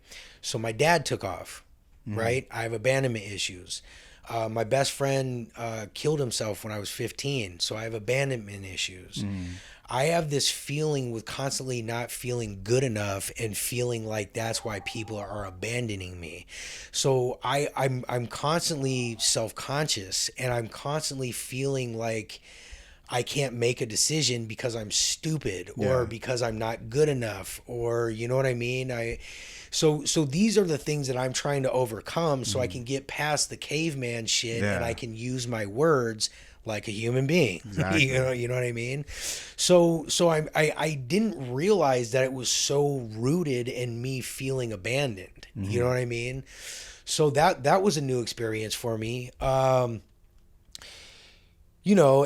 so, it was just the first part started last week. You know what I mean? So do you feel like it helped a lot? I felt like a different person. Yeah. Yeah, not right away. In a sense, is that like kind of seen a like therapist in a sense? Absolutely. Yeah, absolutely. Okay. Bro, I've done a lot of therapy in my life, bro. Nothing compares to what you've been doing with this guy. It all compares. Okay. It all compares. It's all justifiable. It all links. It's all good stuff, bro. You know what I mean? I think therapy is wonderful. Okay. I've been because some people, like they'll go to therapy and like, dude, it didn't help me. Like, well, because they're not being honest, because they're not opening up. Okay. You know what I mean? Therapy, you don't go to therapy for the therapist to tell you the answer. That's not what it is. They're not there to tell you the answer. That's probably what a lot of people think it is. Like, oh, you know what you're doing. Fucking tell me. Well, you're not going to get the full amount out of therapy if you're not being completely honest with the therapist or yourself, right? You got it? Yeah. Okay. I was just making sure that's the mic. Okay. I was like, wait, I was like, was I supposed to have that on? But nah, you good? It's not. Yeah, it's good. Yeah, well, you're not going to get the most out of any of that kind of stuff if you're not being as honest as possible. You know what I mean? And I've been to therapy, like, I don't want to throw her under the bus too much, so I definitely won't say her name or anything, but my ex-wife, I've been to therapy with her and she didn't say a fucking thing. Oh, okay. You know what I mean? So there's no way we're going to work through our relationship problems if I'm the only one talking. Exactly. But the therapist told me with that situation, she was like, she's done, bro. Yeah. That's why. Yeah. And it was hard. It was a hard thing to go through. Yeah. But I bet, dude, nothing compares to like a bad relationship and trying to make it work, because once you're done, you're done. I was holding on to it for the wrong reasons. Yeah. I just wanted to, I going through a divorce feels like somebody's dying. And that's because something is dying. The relationship is dying. You know what I mean? And I was so hell-bent on, no, I'm a husband. I'm going to make this work, and my family's going to be together. And that's what I was going to say. You faced abandonment issues, and you want your son to have that family that you never had. Right, exactly. So you're like, dude, I'm going to do the best. And it's similar to what I went through, dude. Right. Where I was trying to hold on to this relationship when she broke up with me. I don't know what it was. I didn't try to fight for it again. Like, when she said she didn't love me, I was like, damn, that hurt. And I was just like, that's when I went through the drug thing. But now when I meditated and looked at it, I was like, it's okay, dude. Like, you're fucking what? At the time, I was like 26. Well, you're 26. Well, here's the other part too, bro. When you have sexual relations with another human being, you give a piece of yourself to that person, and you also take a piece of that person with you. Yeah.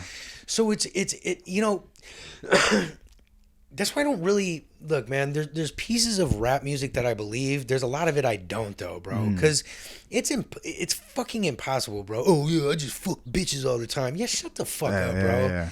Oh, why do you have an emotional attachment, bro? Because that's a human thing to do. Exactly. Dog. Yeah. You know, when you're trying to dumb those natural things that are coming about, it's impossible. The best way, I don't believe a lot of rappers and all that shit. Shut the fuck up, bro. Yeah, because once you meet that person that you're compatible with, I mean, look at fucking ASAP Rocky and Rihanna. Yeah. You know, Rihanna's this freak, right? She makes all these freaky songs. ASAP Rocky openly admitted that he had a sex addiction problem.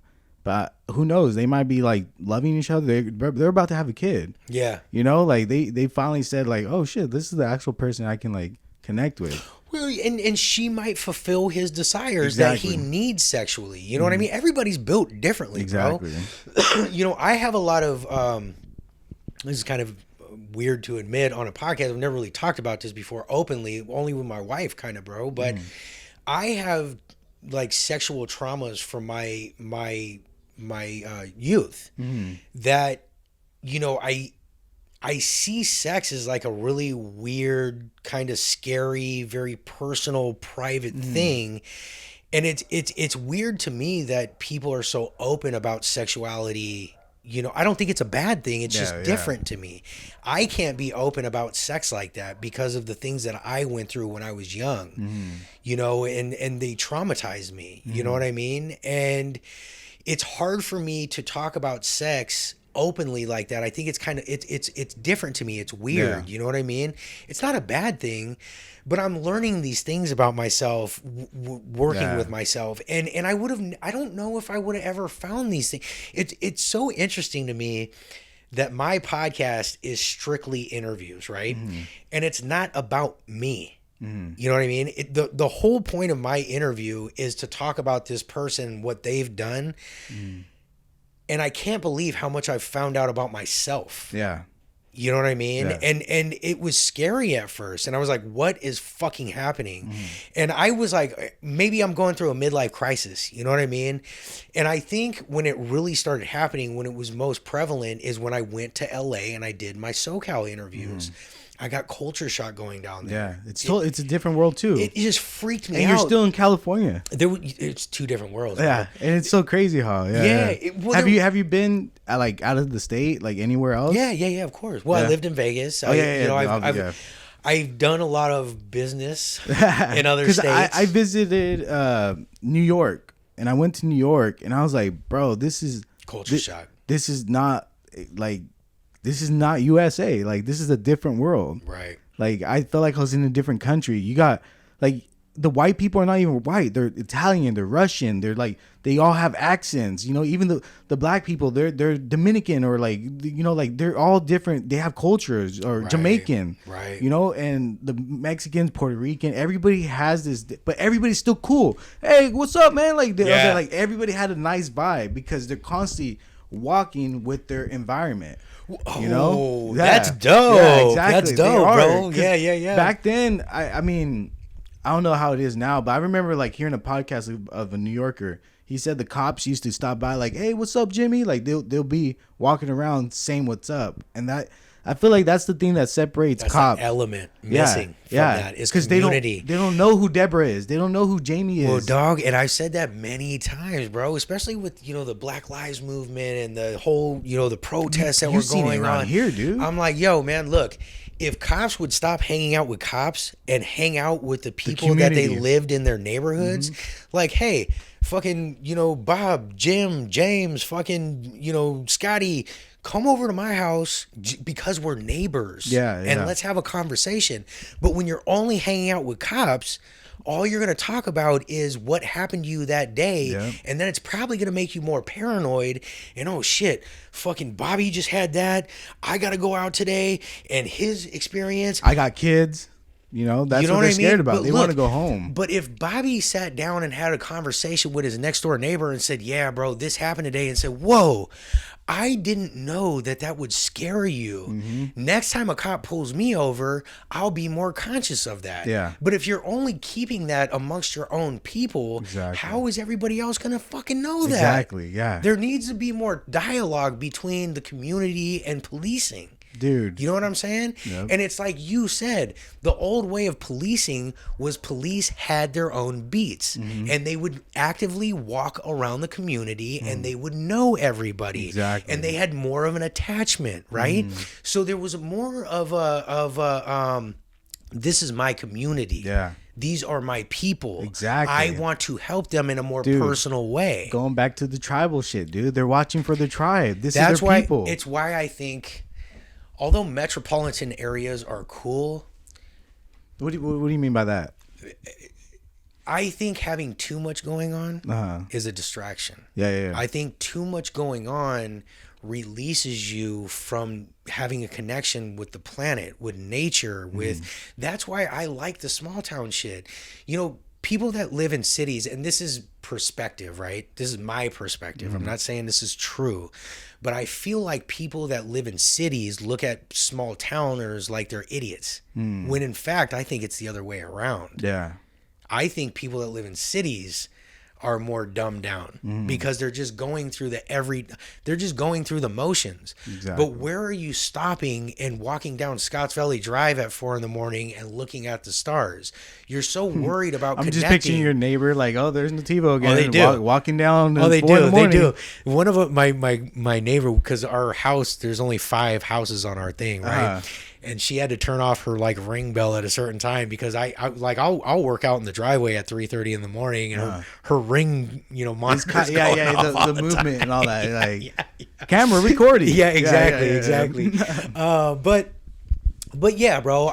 So I think there's a lot of power and wisdom and tribalism and community and there's a lot of good things about being in a small community like that. You know what I'm saying? And that's why I cherish it, man. Yeah. And I think it's a beautiful thing, and it just really resonates with who I am as a person. I'm not saying that living in a metropolitan area or a city is bad. You know what I mean? It's just not the way I live. Yeah. You know what I'm saying? Yeah. And I'm sure there's a lot of wisdom people and people that have a lot of information and whatever in cities. You know what I'm saying? I'm not saying it's not like that. I'm just saying this is my perception. This is the way I see life. You know what I mean? Nobody else is wrong. Nobody else is right. I'm not right or wrong. This is just the way you view things. Everybody's different, and this is what I get mad about. Like, it's okay. It's okay to have your own view on things, but when you're wrong, dude, you just look at it. Like, if you're wrong, don't be stubborn about it. Like, oh no, well this is me. Like if I'm saying something and someone calls me out, I'm like, I have a perfect example. My girl's dad was a Rams fan. Like, dude, since like I don't even know when, since he was probably born, whatever. Yeah. But he was talking about going to a Rams game in the 90s with his daughter. And then my coworker, I told him, like, yeah, they've been diehard Rams fans. She went to a game when she was born. He's like, no, that's impossible. Rams left St. Louis. Yeah, he was saying that. But I was like, I don't think so. I mean, he said that he went to the stadium. He's like, nah, trust me, bro. They fucking were gone by then. He's lying. I was like, okay, Google it. And then he Googles it. He's like, oh shit, they were still there at the 90s. And then, but I didn't argue with him. I didn't, dude, you might be right. I just said that. You might be right. Google it. Yeah. I don't know. But see, people don't do that. They just be like, no, I know I'm right. Without looking up the information, they start bickering, too. And then like no one wants to be open with their like wrongs. Like whenever I'm wrong, dude, I'll admit it. Like if I'm arguing with my girl, I'm like, I fucked up. I forgot. It actually, I would even say, it feels good not to bring that kind of energy. You know what I mean? Just to be like, oh shit, you were right. Yeah, whatever. You know what I mean? And that's how it should be. Because like, I hate arguing. Like, what are we gonna do? It goes back to that trauma where, when we argue, what do we do when we're younger? Right. We'll fight. Right.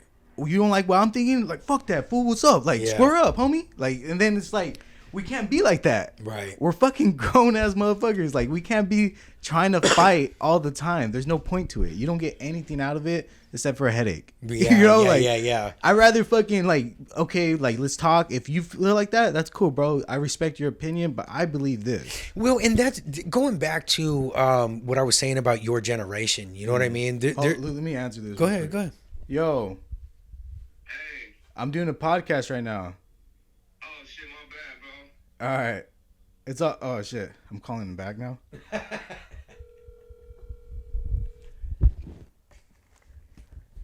Yo. He won't answer now. No. Hey, my bad. I accidentally called you. Oh, he fucking hung up. he said he fucking. But yeah, fucking going back to that. Oh, where were we at? The whole, I think you're about to explain respect because about how people fight, and I'm like respecting your opinion. Oh no, I'm talking about your generation. I think there's a empathy and sympathy aspect coming from your guys' generation where it there doesn't need to be such an argument about what is and what isn't. You know what I mean? I think people, you know, in their 50s, you know, but you know, when you get to a certain age, you get more concrete about who you are. You know what I'm saying? And then you want to stand up for your beliefs and your rights and blah, blah, blah, blah, blah. You know what I mean? Yeah. So maybe I'm just seeing it that you guys are more malleable right now and willing to change. And Yeah. you know what I mean? Because you're still young. You still have this, you know, I'm talking like I'm like generations I ahead mean, of you, technically, you're 12 years older. Like, Yeah. It's going to be 29. So you're 40, right? You said 40? Yeah, 40, yeah. Dude, that's a big difference. Yeah. Like, even the stories you told me, that is that era where people are like doing hardcore drugs and like doing like, I feel like your generation was the last of like being able to do whatever the fuck you want. Yeah, like in a sense, because our generation is going into where everything's being checked, everybody's watching you. Like, you can't really do shit. You can't just run around, make a fake name how you did, and like you can't be traveling around cities, running around with dope and all that. There's cops everywhere now. They're watching. They're checking your messages. You get like everything you get flagged for. You can't even have a stack of money in your car anymore, bro. Exactly. Have you ever put the blue bills? Have you ever had like a thick stack of them? No. Okay, if you ever get maybe even a half inch of blue bills and put them all together, in the middle, you know, there's a stripe in the middle going down. Okay. Yeah. I don't think I have one on me. There's a stripe in the middle going down. If you put a stack together, maybe about a half inch, you can feel 3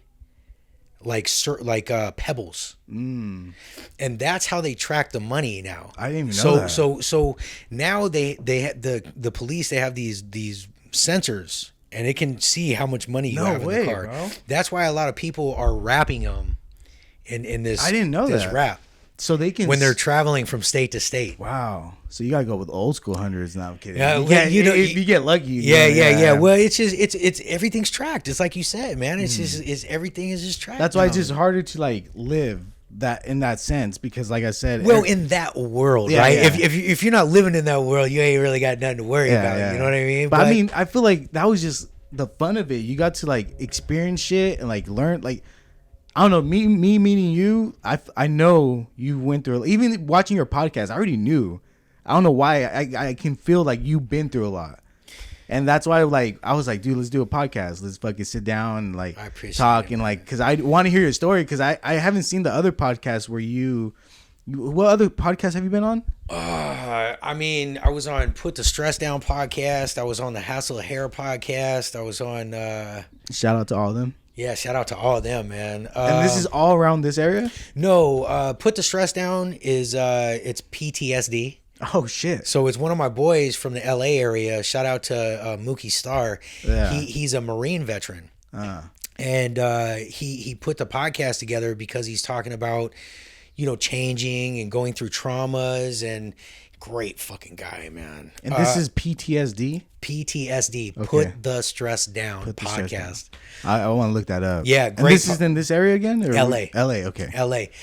Hassle of Hair is out in Los Banos. Shout out to Jesse Diaz. And I I was on Richard Helpy's podcast. It's called The Common Bridge. Now that is out of Michigan. Oh shit. This gentleman grew up with my mom, but what? he ended up creating this computer technology for hospitals that they use across the nation.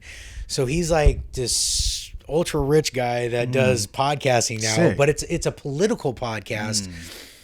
I don't know if it's political, but it's called The Common Bridge because he wants Democrats and Republicans to try to come together more. That's cool. For an understanding. Yeah. So I was on his podcast, and that dude, bro, I mean, he gets hundreds of thousands of downloads. shit. He's on a different level, bro, than us, bro. You know what I mean? Around this time, were you already doing podcasts when you went on their podcast? Yes. Because when okay, like I know we jumped a bunch of places, but when did you get into like what 2020. was 2020? So 2020, during the pandemic. Correct. So And at this time, okay, we skipped a lot. yeah. Because I feel like we can talk like about a bunch of other stuff. Oh, yeah. But when did you get into like? Because you said you owned a hotel or like you're running a hotel business. I owned a motel, A motel. You owned. Super 8, Yeah. Okay. down by the boardwalk. Okay. And how'd that come about? So that was because I married into an Eastern Indian family. And my wife was born in London. Her parents were born in Africa. Back in the day, there was a dictator in Africa that told the Indians that they needed to leave the country because they were taking all the black man's jobs. Wow. So most of the Indians in that region had UK passports and they migrated out to London. So that's where my in-laws migrated to. And then my wife and her brother were born there. And my father-in-law's best friend, his father moved to America and started working at a hotel in San Francisco in the Tenderloin as a janitor. Wow. And then ended up buying the place. Yeah. And then ended up coming to Santa Cruz and buying half of Riverside Avenue, which is the street that goes right into the boardwalk. Yeah. So anyways, my father-in-law and my mother-in-law were invited to America to run their own motel, and they had a choice of either going to Miami, Florida, or coming to Santa Cruz, California. Yeah. And they came to Santa Cruz, and they owned and operated the Super 8 motel for 25 years.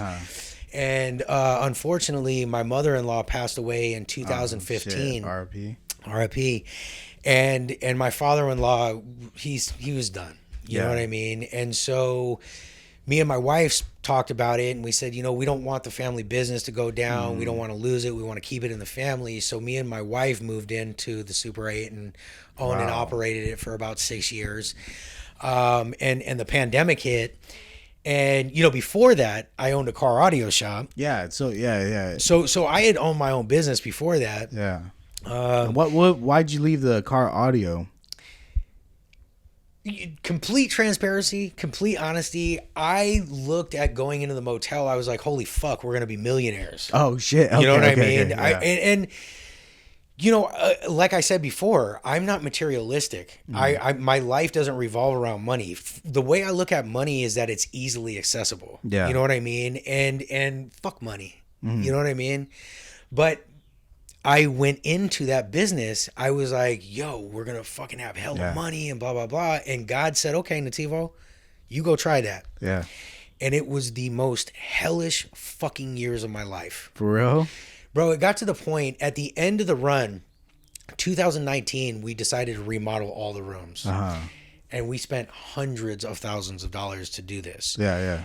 2020 hits, and 2020, like everybody, this is going to be our year. Yeah. We had the best February we ever had, right? Made the most money we had ever had.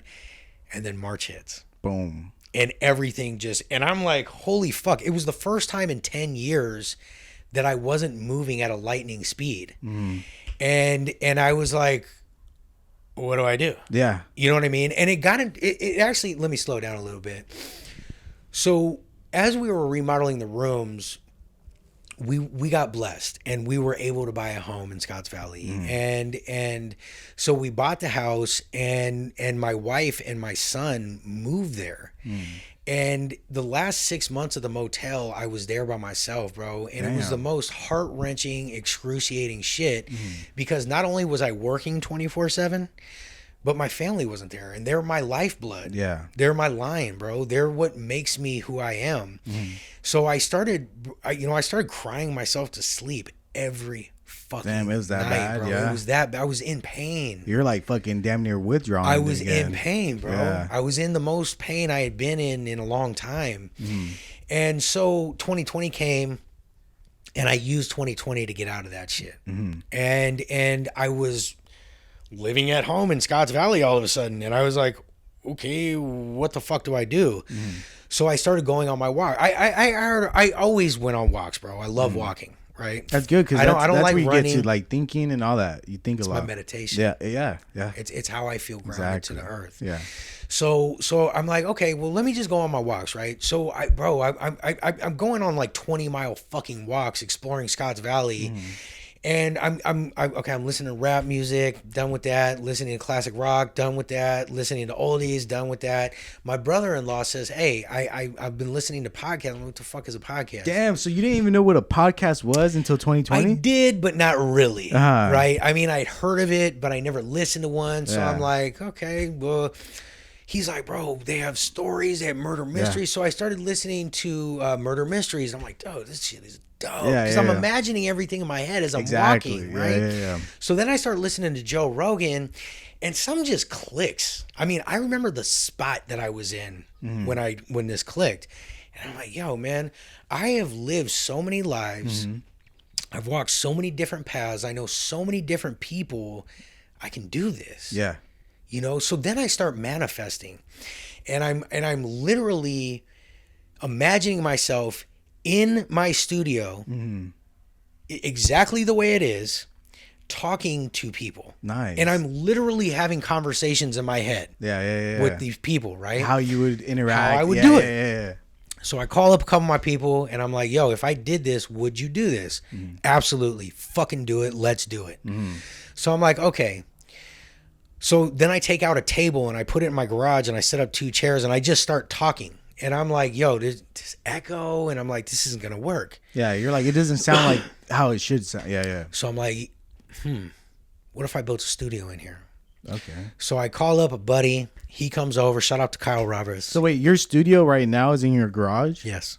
Oh, dude, I kept thinking you went to another spot, dude. Yeah, because bro, everything I do is in a mile radius. That shit looks like a fucking legit studio. It is. It is a fucking legit studio. I mean, like you're renting it out, like that type of shit. No, I get it. Look, bro, I would never expect that's a garage. No, bro, that's look, insane. When I do things, I'm all in. If I'm all in, I'm all fucking in, bro. Yeah. So I have Kyle come over. He builds a studio. Me and Junior paint it. I research all the equipment I need. I get all the shit I need. Come up with the name. Get a couple people on, you know, and here I am, bro. Yeah, that's sick, dude. Yeah. I was curious how I thought you were like always kind of into podcasting and like. I'll tell you what, bro. I honestly, I don't even listen to podcasts. No. I'm the opposite. I don't listen to any music. I just listen to podcasts. No, I mainly, for the most part, I listen to books. So Audible is huge for me. I love Audible. I love Audible, bro. I love books. So I'm weird. I think I have ADHD or something. I can't sit down and just read. Like I read, but then it's like, dude, I'm gonna go do something else. You know, everybody I talk to says that, dude. It's kind of a lost craft, bro. Yeah, like sitting down and so reading. What I was gonna say is it in a sense like a form of meditation because you're sitting down and relaxing and put away everything else and you're reading. Because I don't just sit down and relax. That's the thing about me is I'm constantly moving. So my meditation is through my walk. Yeah. You know what I mean? When you read though, how do you read? Like you sit down. Audible. But you listen to it though, right? Listen to it. Okay. Yeah. Look, bro, I have a shitload of books. I don't mind reading. I actually enjoy it. Yeah. It makes me feel smart. Yeah. You know what I mean? I And know yeah, that it sounds does. kind of It goofy, does. but it makes me feel smart. I got like 20 books I've never even read. I just have them right there because I want to read them, and I just never do. I'd rather listen to the audible. Yeah, version yeah. Well, than- one of the biggest things for me is that I'm very visual. You know what I mean? And when I'm listening to somebody read, I'm taking it in because it feels like I'm talking to them. And then, you know, words aren't mispronounced. You know what I mean? And I you know, even if I don't understand it, I can look it up or whatever. But I get the context that it's being used in. So usually I understand what the word's meaning is. versus you reading it. Yeah. You know, because if you're not pronouncing it right and you're not hearing it right in your head when you're reading the sentence, it doesn't always contextualize the way it's supposed to.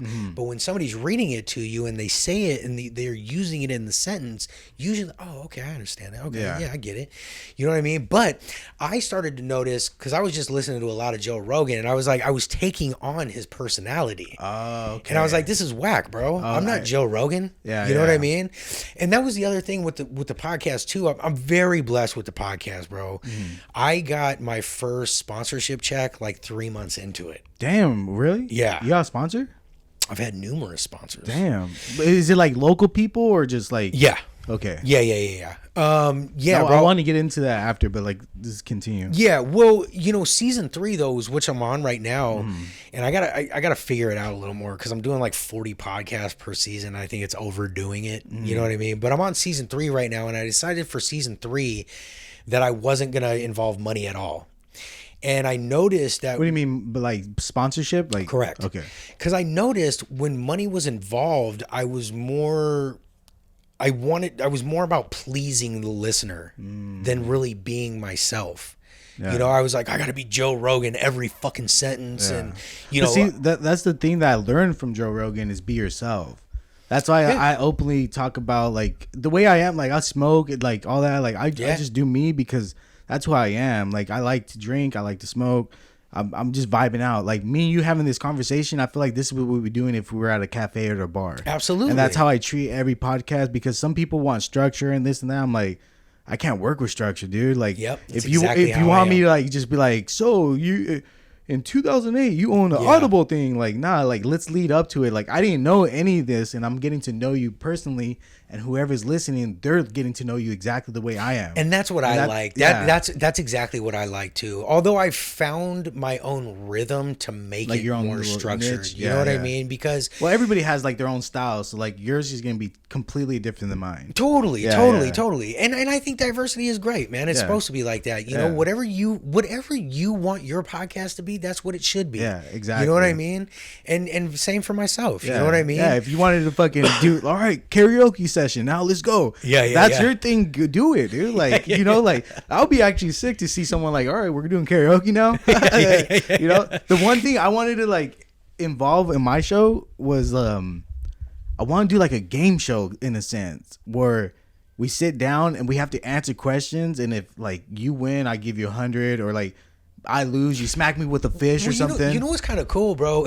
Yeah, do like something. I just want to do something where there's consequences. Cut off half that hair. Bro. Oh, bro, I've been thinking about it. I've been thinking about like doing something. If I lose, my hair is going away. Yeah. But I don't know if I'm ready to lose my hair yet. You know what they have is pretty cool. Is they have these podcasting cards. It's like a deck of cards. Oh, okay. And there's a bunch of questions on them and stuff like that. You know, it'd be fun to do something like that. You know what I mean? I'm not opposed to anything. So how? Okay. You're really involved with like, because when I see my guests, I kind of like pick out just rappers because I relate to rappers because I used to rap. Sure. But I noticed like you've had a sheriff, you've had like different people and like council. Like I was like, whoa, this fool has like really a good like a variety of guests. It's not the same rhythm of boom music. Like you have people that own businesses, you have people that are starting businesses that do drawings, like everything. I'm like, how do you pick your guests like that? And is it because you know everybody already in the community? Yes. Okay. And I'm not opposed to anything. I'm not actively looking for anybody. All those people that you had, I fucking forgot to press button. All those people that you had, they hit you up, or did you go out Both. of your way? Okay. Both, bro. Look, I'm not, like I said, I'm not actively looking for a specific person. You know what I mean? If I vibe with you and you have a cool, that's the other thing. I've learned that everybody has a fucking story, bro. Yeah. Anybody Yeah, you for talk to will tell you some shit and you're like, holy fuck, dog. You been through that? Yeah. You know what I mean? You're no different. Yeah. You have your own story. I have my own story. My kid has his own story. My wife has her own story. Yeah. In-laws have, your mom sitting out here. I've never met her. She's got a story. Yeah. Everybody's got a story, bro. It's funny that you say that because I always say that. Because people don't know what. I run into a lot of young people at the warehouse and I always like tell them like, what do you want to do with your life? Yeah. Because I try to tell them right on. Because when they're like 20 and 21, I'm like, bro, you can live like 6 different lives. Yeah. You can fucking go all in. Like he's like, oh, I want to do gaming. Be a gamer for 5 years. See what happens. Well, that's my thing too, bro. It's I'm constantly growing, right? It's like I said, how the fuck did you own a car audio shop and then go to a motel? Those are completely two different things. So how did you go from a motel to being a podcaster? What the fuck? Is this what you do full time now? Well, currently I'm I look, bro, after my time at the motel, I needed a break. Mm-hmm. I needed to be with my wife. I needed to be with my son. I needed to be at home. I needed to chill.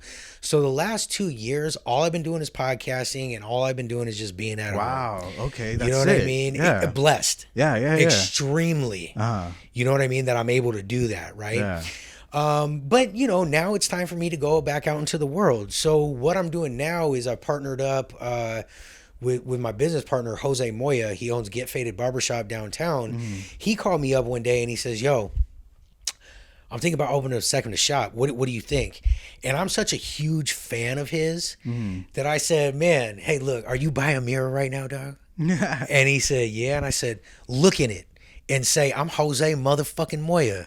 Of course I can open a second shop if I want to. And he starts busting up and he says, bro, will you be my business partner in it? Because, I've helped him at the shop a couple of times, and he wanted somebody that wasn't a barber because they have a different perspective, right? Mm-hmm. And that's me. And you ran your own businesses. Multiple, you know what I mean? So it just meshes, and we have our spot. We have a spot on Cedar Street, 1007 Cedar Street in downtown Santa Cruz. What we're going to do is we're going to do like a one-stop shop for beauty, right? And it's going to be for men and women. So we're going to have 5 barber chairs. We're going to have 3 hairstylist chairs. We're going to have a nail tech. Make sure they know how to braid. Oh yeah, of course. Dude, I fucking always run into that problem. I can't find people that braid my hair. Oh man, go down to Get Faded and talk to Heido down at Get Faded, bro. He's amazing. And when they do braid, they charge like a fucking arm and a leg, like $150. I'm like, damn, what the fuck? For something that only lasts a week or something. Yeah, I'm like, dude, this is only gonna be around for a week. Yeah, like $150. Yeah. Well, around here, if you go to LA though, right, it's probably gonna be different because the market is so saturated. Yeah. You know what I mean? So if that's your perspective, I would say go to San Jose. Yeah. You know what I mean? Because it's more saturated over there. But we're changing that shit, right? Mm-hmm. But we're thinking about having like a tattoo artist in the back. You know what I mean? Because that's part. In the big scheme of things, that's part of the industry. Yeah. You know what I mean? I feel like those go in common with each other, tattooing and hair, because you're just like it's part of the culture. Yeah, you're just talking the whole time, like, hey, what's up? Like, getting to know each other. I don't talk when I get tattoos. Bro, oh no, it hurts, bro. I try to talk to you so I don't think about it so much. I can't, bro. Bro, and it hurts even more now. You know what I mean? I've been getting this whole arm. It was all tagged up like this arm, so I wanted to bring it all together. So shout out to Paisa over at Floating House Tattoos in San Jose. Oh yeah. But he's bringing it all together for me now. You know what I mean? That's sick. I told him, thank you. I told him I was like, fucking don't talk to me, dog, because it's just at my age now, it fucking hurts, bro. You know what I mean? It's like. Fucking shit, dog. That's why I'm trying to get my shit in right now, because I know it's gonna hurt later. Yeah. But it just sucks because I want to get like my life kind of like. So podcasting is one of the main things I love doing. Like I finally found like something that I love to do. Like I did music, photography, everything, gaming. But I'm trying to figure out like, do I get a job that's gonna be able to pay for my shit and also be able to get like a house, I guess, in a sense, in the future. Because I'm getting serious with my girl now. Yeah. So I'm like, I don't want to like have a basic job and then try to be a podcaster and not have my money going up. I'm just kind of like in this weird limbo. So I don't know if I should get a better job. Should I go more in podcasting? That's all subjective though, right? Yeah. It goes back to what is your idea of success, right? Because you know, I know I'm saying a lot of things, and I know how blessed I am. You know what I mean? But I've also worked very hard. You know what I mean? I knew what I wanted a long time ago. I knew when I was 8 years old that the wife I have, the 2 kids I have, and the house I have is what I wanted. Yeah. Because I never had that. Exactly. You know what I mean? And I'm living what I wanted to live when I was 8 years old. So my whole life has been building up to where I'm at now. You know what I'm saying? But what I'm saying about that is, you know, even though we were blessed to, I mean, our house, we're the first people to live in it. It was brand new. Nice. I mean, you know what I mean? You don't got that bad energy on the walls. You and know shit. what though? I would have been fine buying a 2-bedroom house that we needed to fix up. You know what I mean? Like, it's all subjective. You know what I'm saying? What's your idea of success? Is it owning a house or is it renting? So if you need to pack up and go move to New York because you really liked it out there, is that the way you want to live? It's all about the way you want to live and what your perception of life is, bro. Yeah.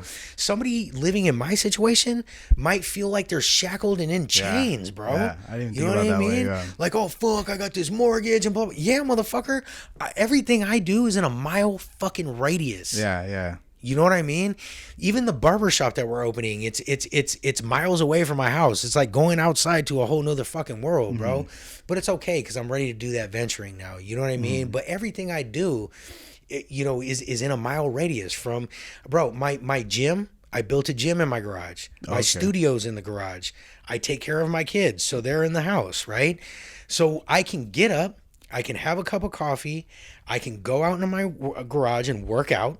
I can go do my walk down Scotts Valley Drive. And then when I get back, if we need to go grocery shopping, it's around the corner. You know what I mean? I'm going to do a podcast. Again, I just walk into the garage. But that's how I like to live my life. You know, it's crazy. Like, as we're talking, I feel like that's exactly what I'm like aiming for. I want to be able, but besides that, because I'm the same. I don't want to go to the gym. I want to work out at home. I want to be able to do whatever the fuck I want. Fart, whatever, you know, like fucking throw my weights if I want to. No yelling. What the fuck you mean no yelling? I'd rather be at my own spot, you know?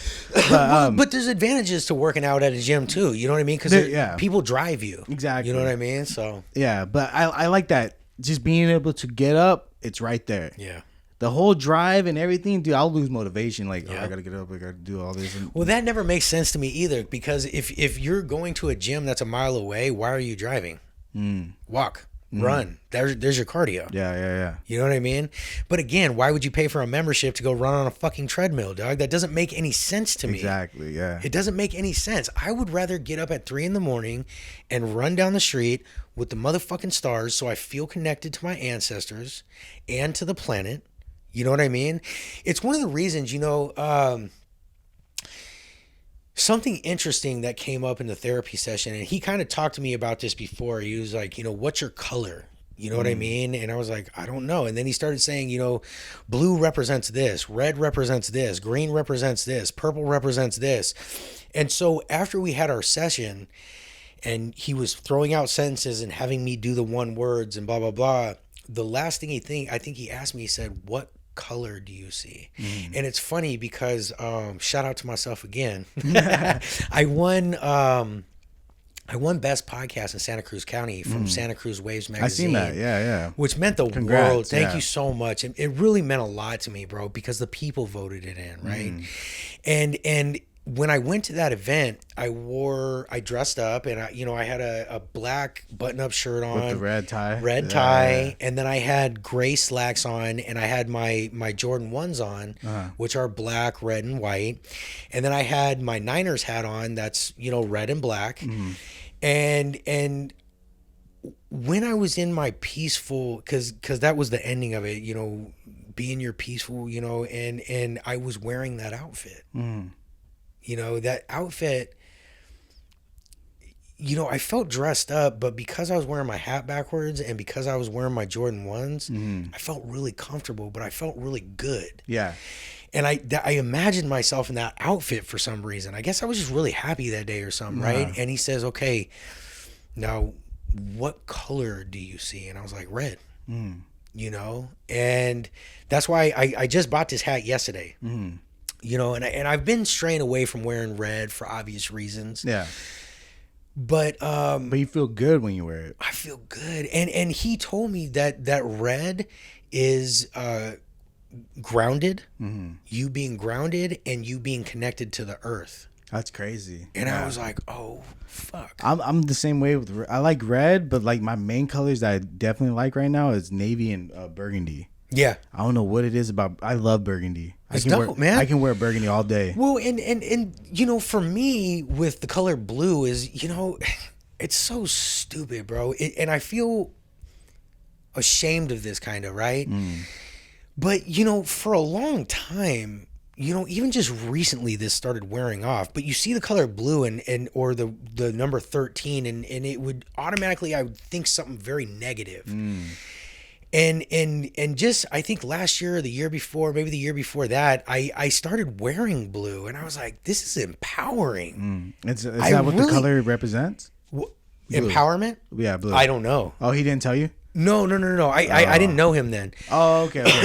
I'm just saying for myself, I started wearing blue a lot and I was like, this is dope because I never wore blue before. You know, I was always like, oh, if you wear blue, then this and this and You're this. associated with this and that. So me wearing the color, it was like, oh, this is so cool. Why the fuck wasn't I doing this? You know what I mean? Yeah. And it's funny because, you know, all that street shit, it really doesn't have to do with the colors. We've made it about that. But when I was in Sacramento, I learned something interesting from a homeboy out there.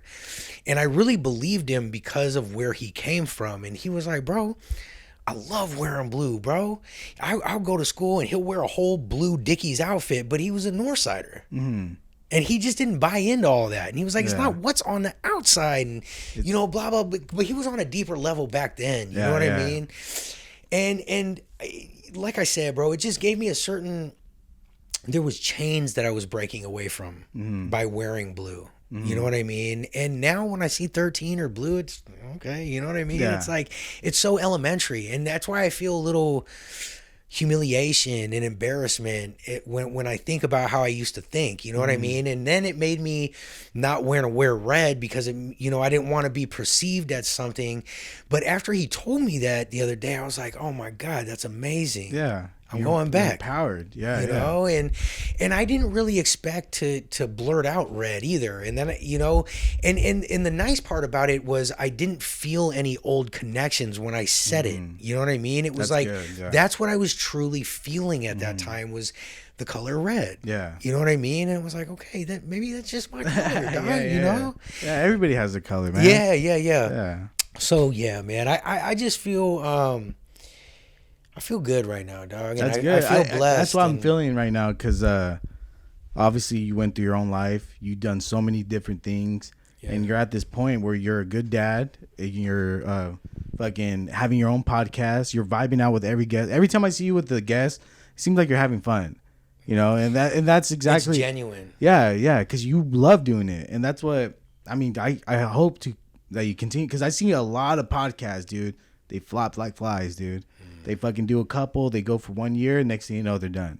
And like I go through my ups and downs, dude. Like I go. We all do, bro. Yeah. I'll do this for like fucking solid 2 months. Next thing you know, I don't do it for a month. And then like, you know, like because life starts catching up. Yeah. I'm still young where it's like there's so many things.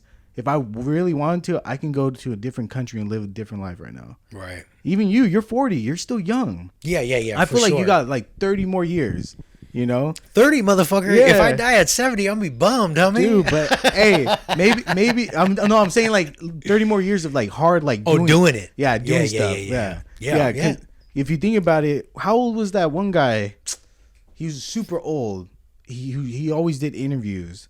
I can't believe I just blanked out his name. I have it on like.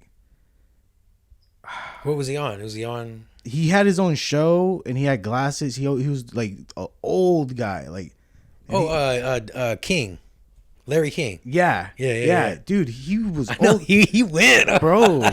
Larry King is the man. And how old was he when he died? Like what? Like I'm not sure, bro. Like maybe 80 or 90. Yeah, that was just 2021, yeah, 2020 that when was he passed recent. away. Yeah. And dude, he was going hard. So like podcasting, you can go to like your at least 80 or 70, like as long as you can fucking talk, you know. Yeah, well, it's mental. Yeah, you know what I mean. And I think that's the thing with all my old ways is that all my shit, you know, before was more physical. You know what I mean. And now that I'm doing all this stuff, life is more mental for me. You know what I mean? It's more psychological than it is, physical.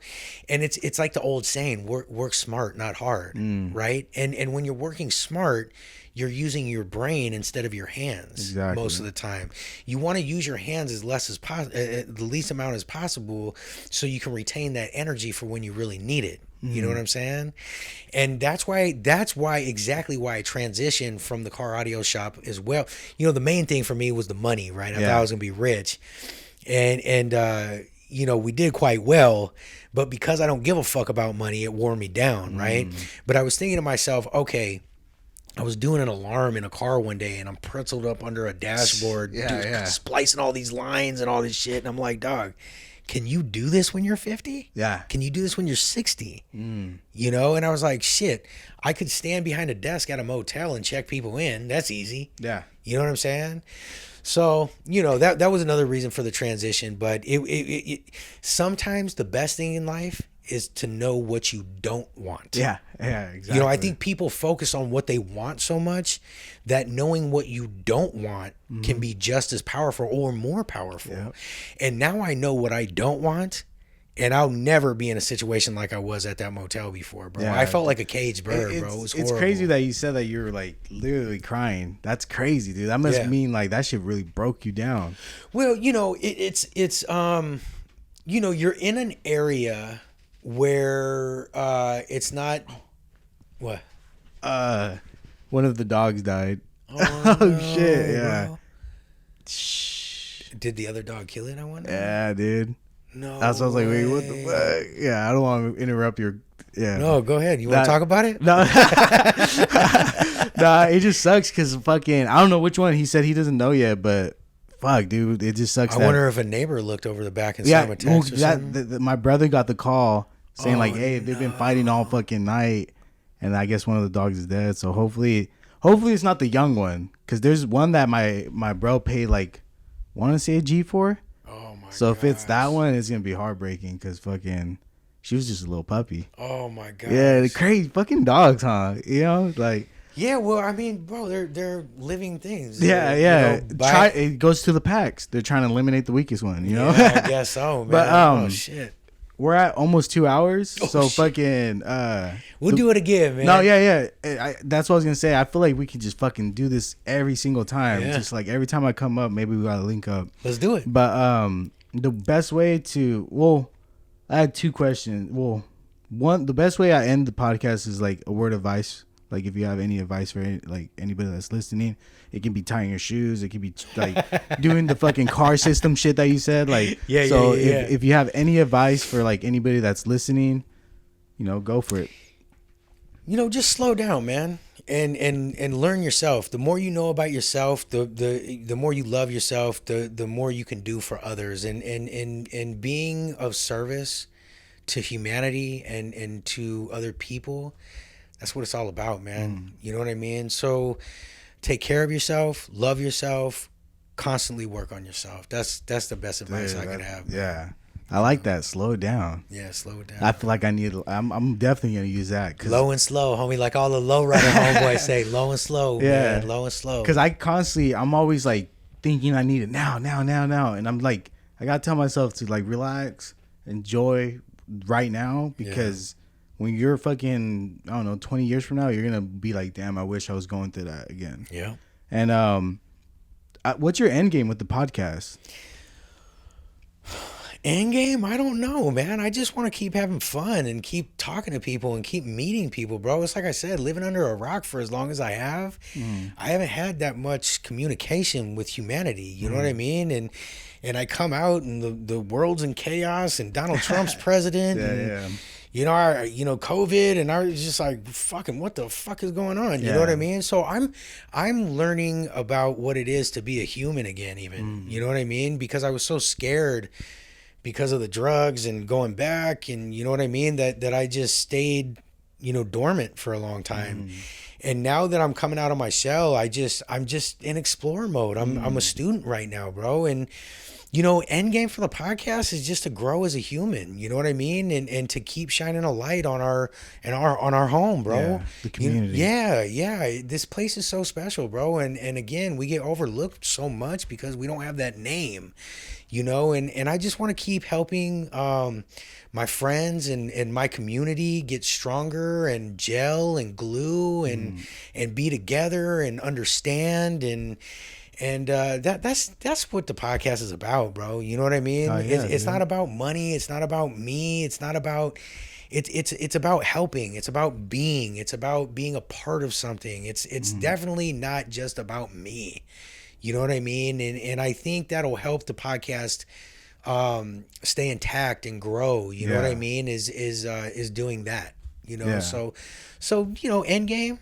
Hopefully there is no end. You know what I mean? Hopefully it just keeps going. You know what I mean? That's good, dude. Well, I think you're doing a fucking amazing job. So thank you, brother. Definitely keep killing it. And if you want to give any shout outs, go for it. Look at this camera right here. The whole Central Coast, baby. What's up? What's up, everybody? What's up, Santa Cruz, San Jose? Shout out to you guys. You know, always shout out to my wife, Tanika. I love you so much. Thank you for everything. Thank you for being so patient with me. My son, Junior, I love you, son. Amari, I love you, baby boy. And that's it. That's my shit right there. Oh yeah, man. Thank you again for fucking being a guest, dude. This yeah, my sick. pleasure. My Oh, pleasure. yeah, man. Appreciate you, dog. Yeah, dude. Till next time, Knowing Neighbors, we out. Boxx. Yeah, bitch. What you know about me, bro? Going hard in the game, gonna make a name. Leaving my mark, I'ma leave my stain. Better back up, cause I bring the pain. What you know about me, bro? Got supreme hat, supreme clothes, bad breezy, fuck yeah. So fresh, we're high class, bro. What you know about me, bro?